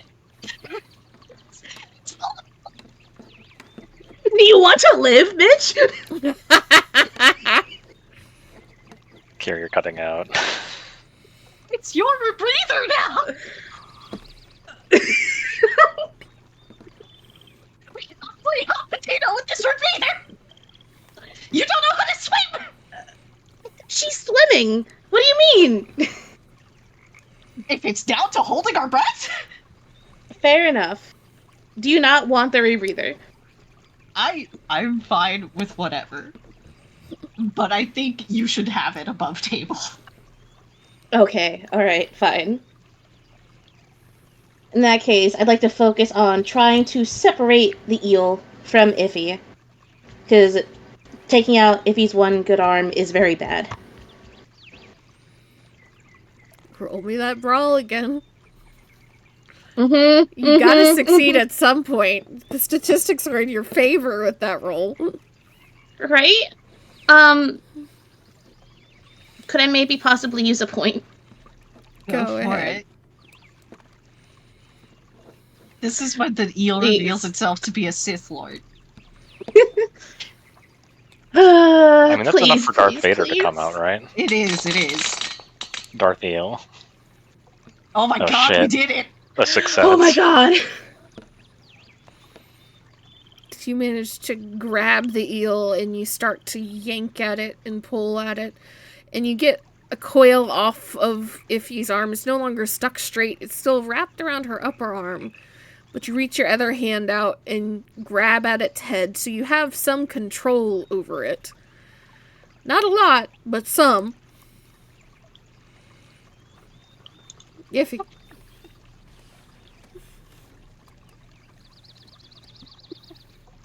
Hi, Iris. You'll never guess what's happening. Hi, Iris. You will not guess what's happening. I'll so make you a much is meme. going on.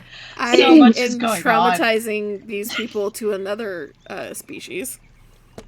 Y'all already hate cats, now y'all are gonna hate eels. Alright, okay, alright.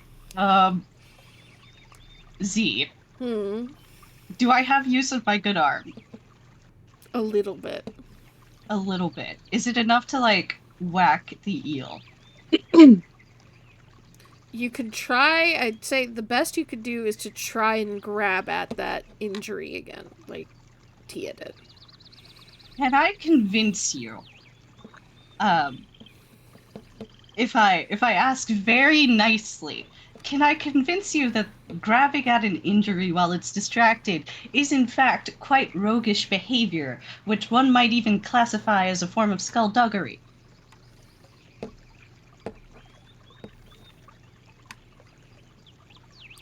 That's a stretch, ma'am.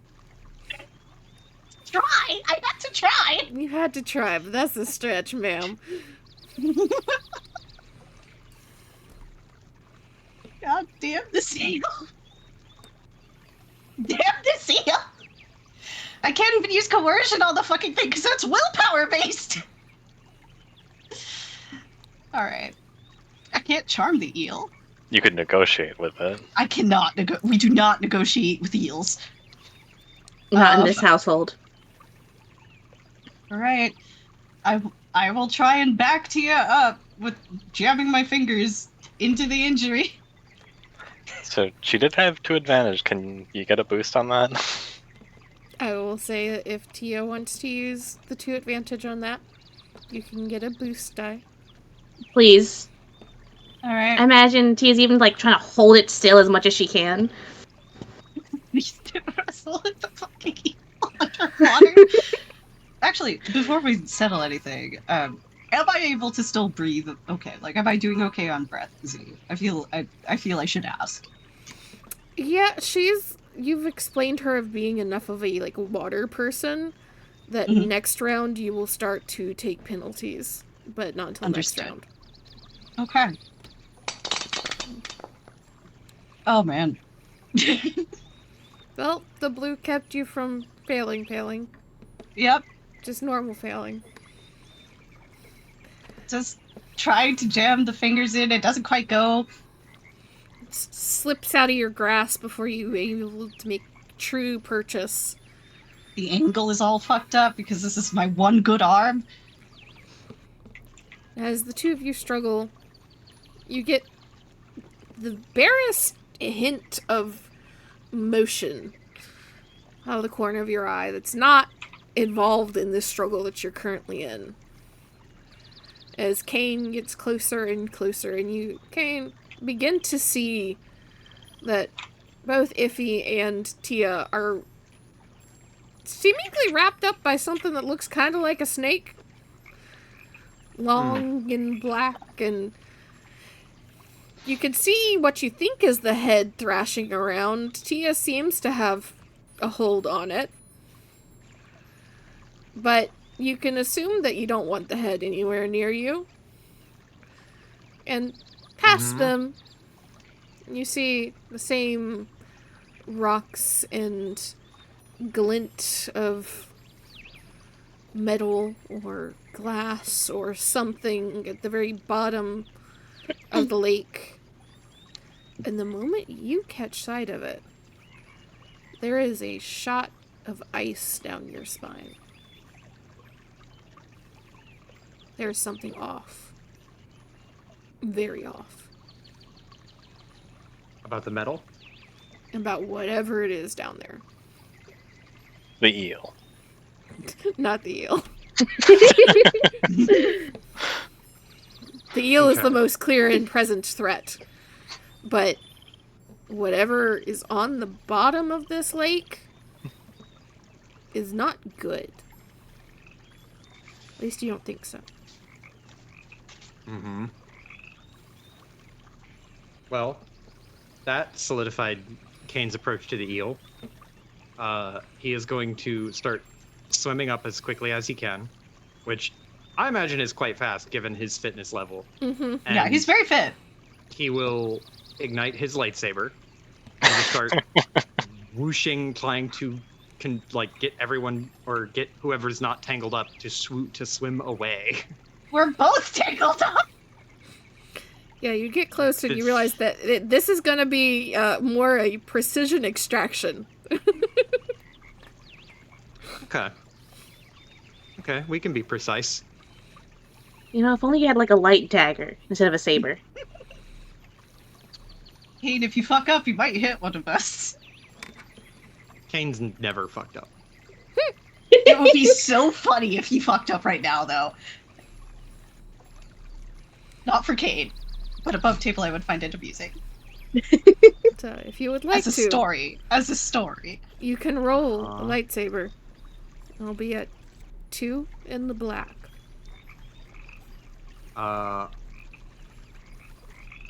Checking to see if I have anything that makes this easier or better.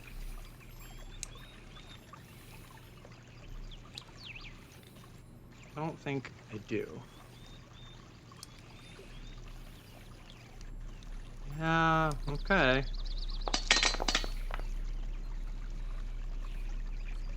Oh, There's thank a God. There we go. success. Woof!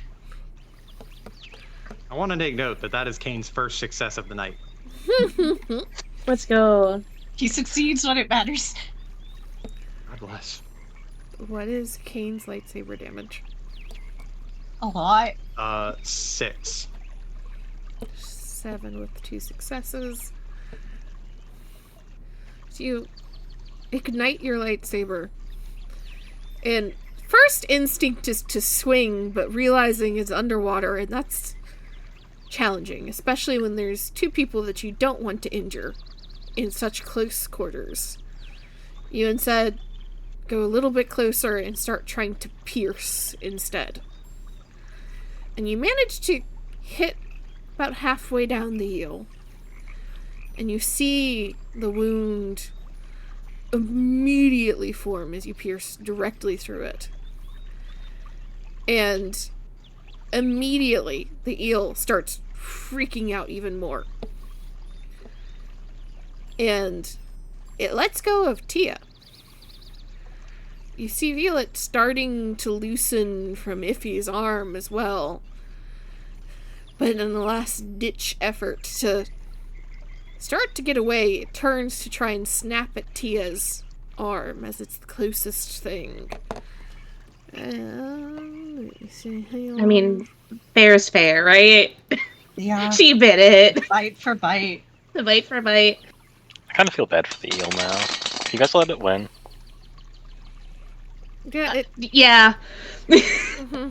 The eel has already won in all the ways that matter. So the eel crits, right? And with 3 advantage, it can. Oh my God. Be hilarious. It will turn and bite onto Tia's arm, and you feel its teeth, needle sharp, sink in. And, well, it doesn't tear, it is deep. And it's deep enough that your hand immediately spasms and you let go of it with that one hand. And as it pulls away, there is a little chunk of flesh it takes with it. Ugh. You are now very openly bleeding into the water. Mm. I think This on hand, cover that up. as this happens and there's blood in the water, I think if he's trying to push Tia up toward the surface, No? If you are not trying to fight the eel anymore, the eel is freaked out and hurt. It's trying it's to get run away, right? Yeah, it's trying to get away. Is it still You- on me? It was, but it is, like, loosening up. It's, like, released its hold so you can slip out of it. Yeah. You start to If push they- Tia towards the surface. Kane, are you trying to finish this thing, or are you following the girls? How bad does it look? Well, you nearly cut it in half. Hmm. Hmm. Can I convince you? No, I'm gonna flip a coin.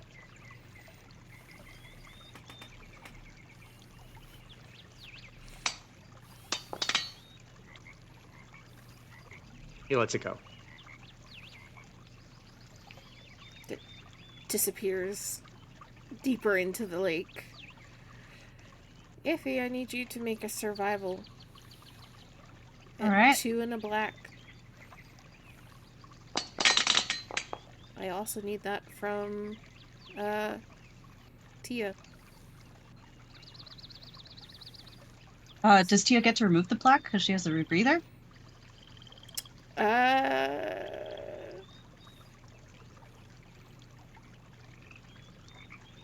Tia, I'll let that. Yay! Adrenaline. Yeah, both of you are nearly out of air, even with the rebreather. The sharp intake that pain causes is starting to work on the reserves of what the rebreather offers. And both of you are, as you're pushing through to the surface, just at that edge where things at the very edges of your vision start to get just a little fuzzy. Your oxygen was just about gone. But you break through, gasping and, well, not wholly in one piece, largely in one piece. Kane breaking through the surface a few feet away a moment later. You all survived the eel.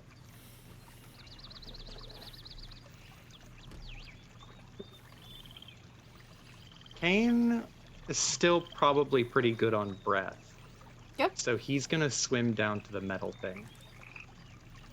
So the closest glint that you see to where you are is what you think is metal that is either attached to or embedded in the side of one of the large stones. You wanting to try and clear it off to see what it is? Yeah. So you clear it off. You see that it is a dark metal emblem that has been inlaid directly into the stone. And it is a symbol that I will need a check from you to see if you know what it is. Let me see here.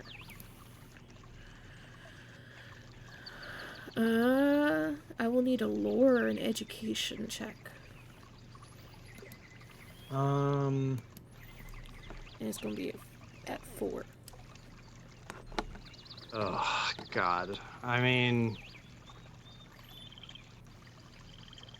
I'm equally good at both.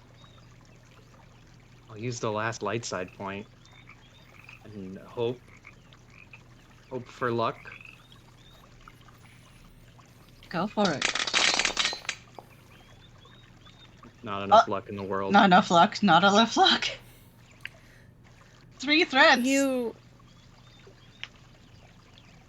vaguely think you've seen it somewhere. Not recently, not anything active, but maybe in the archives at some point. Maybe something that Hylomia showed you at some point. Some temple or ruin that you two were exploring and going through. Can't quite place it. But as your fingers run over the metal feels like ice to your touch. And that chill races up your arm to your spine, down, and fills you completely. And there is what you swear is a whisper in your ear. But you can't quite make it out.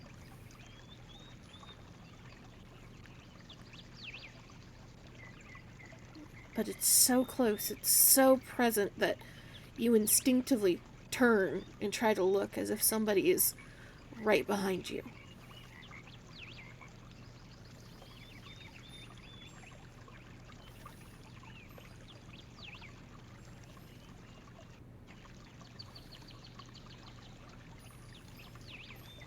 Ain will check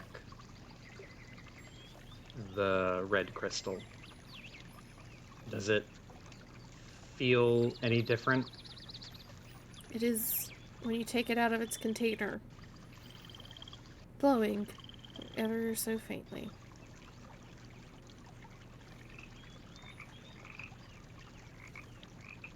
Okay. Are Tia and Iffy nearby to see?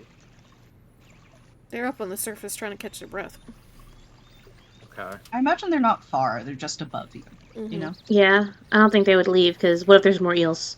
What if there are more eels? Can't Yeah. leave our boy. You can look up and see them, like, treading water. But they aren't down there beside you now.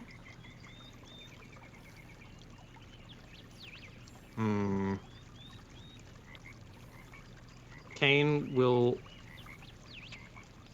look at this big metal thing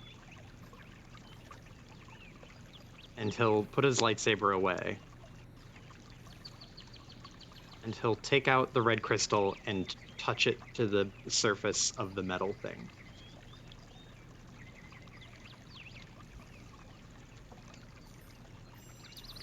Does anything happen? As you touch the crystal to this emblem inlaid in the rock, you swear there's a spark for a moment. The metal doesn't change, doesn't shift, but you catch out of the corner of your eye and look down. There's something you swear starts to glow under the sand, deeper amongst these rocks.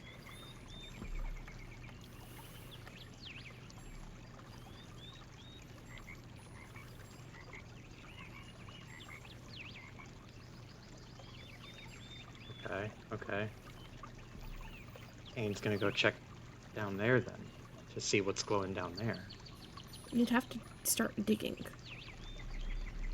How deep? You feel like it's probably at least a good foot. He's gonna go catch his breath and put the red crystal back in the container. And he is gonna go up to the surface and then check on the other two and then probably go right back down.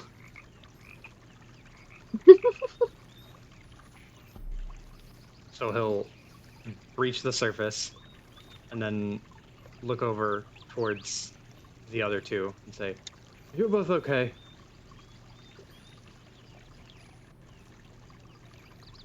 Well, I think this does hurt quite a bit. If he looks at Tia, you think you should go over to the shore?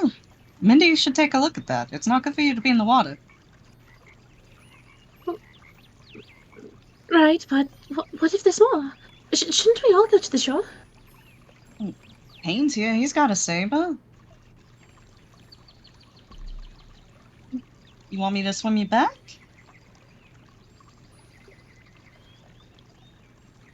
Felix came like confirmation of like, what if there's an army of eels? Kane, Can you handle this? Kane will give her a very stern look and nod.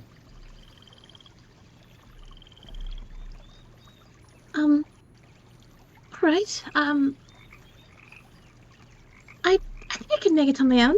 It's not too far, and I don't think it would be good for anyone to be alone. Out here with the water being deep. How about I swim with you back, and then I'll just swim back over to Kane. Easy peasy. She nods. This hurts a lot. Is it like the forearm? Like It's the... like the back of your bicep. Oh, that's not good. Mm-hmm. Okay. Yeah. If he's like, all right, how's it? Look, just hold on to me. I'll swim. on the bad side. See, that way you're not in the way of my stroke.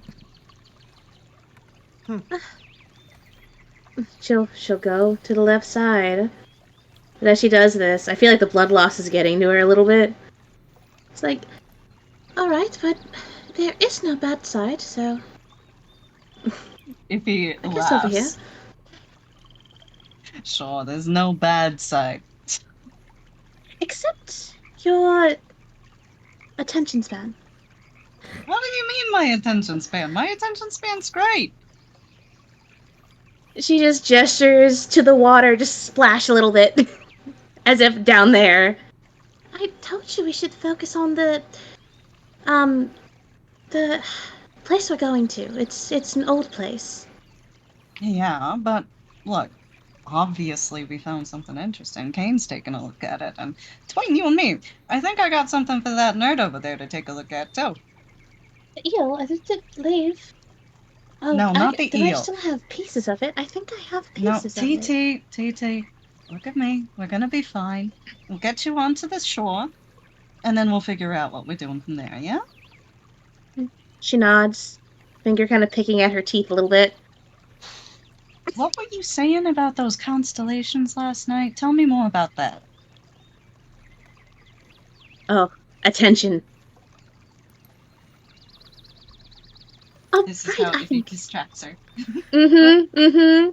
She will launch into, there was a meteor shower a couple sectors over. I saw on this, like, astronomy app I have. We were able to see it, blah, blah, blah, blah, blah, continuing on and on and on. As Iffy swims them back over to the shore, where Raven is, I imagine. And Kane dives back underwater. Mm-hmm. So you're going straight to where you saw the glow and starting to dig. Yes. 2 more eels come out. As you start to dig and shift the sand away, it's a hard process. Digging underwater is not fun. It starts to cloud the water around you, making it harder and harder to see. But as you're working, you see that the stones that are sticking up out of the sand go deeper. And you think that perhaps this was a building of some sort at one point. And it's just been consumed by time and jungle and water. As you shift the sands, you find that your hand makes purchase with something metallic. Not overly small, but good 5-6 inches across and 5-6 inches deep. Almost cubical in shape. You give it 1-2 good tugs and dislodge it from the sand. Start to swim up a little bit to where it's a little clearer and you can take a better look at it. And there is... Well, you tell me how Kane feels when he realizes it is some sort of holocron in his hand, but Oh, man. one far older than you have ever seen before.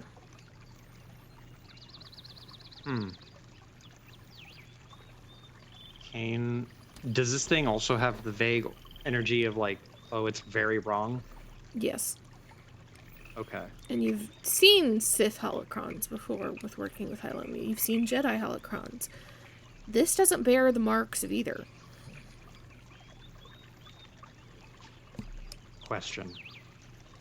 Would Kane know if non-Jedi, non-Sith people, like the others in the party, would know what a holocron is?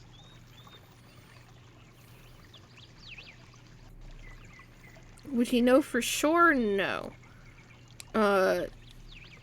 He might guess that Tia might have some awareness of it, simply because she has had exposure to Jedi. It would depend for Iffy on if she, or if Kane has talked about holocrons or Jedi things to Iffy in that nature. Mm-hmm. No idea about Raven. Okay. If Kane has never mentioned what a holocron is to Iffy, she might know the definition of it, but that's it. And that's an if, given Hapen opinions on Force users. Mm-hmm. Would Kane know how to activate and use a holocron? A Jedi one. Okay. He's never activated or used a Sith one, and like I said, this one doesn't look like any of them that you've seen before. Okay. It's gonna look up at the big metal thing and then down where this glowed. Is there anything else that in the area glowed like it would be worth trying to dig up? Not that you saw.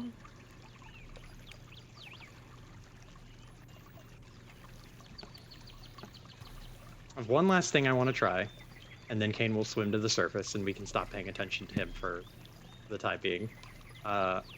Kane is going to... He's holding the holocron under his arm. He will, like, get close to the metal thing again, and then place his hand on it. And he is going to try to connect to it with the Force to see, like, more deeply what it is. You close your eyes and start to try and connect to it. You feel that jab of cold race up your arm and down your spine and fill you. As you reach out with the Force, it feels like there are claws that sink into you and drag you under. And you black out. Oh god. Oh, shit. And that's roll? where we're going to end for tonight. Wait. It felt what? He's getting dragged down into the water. Not into the water. Into No, the like Force. just in... He's blacked out, yeah. And Oh, for the note takers, that is the symbol that is on the side. Blacks out. You know, it's so funny to me because it's like, if it was like, yeah, I'll go down and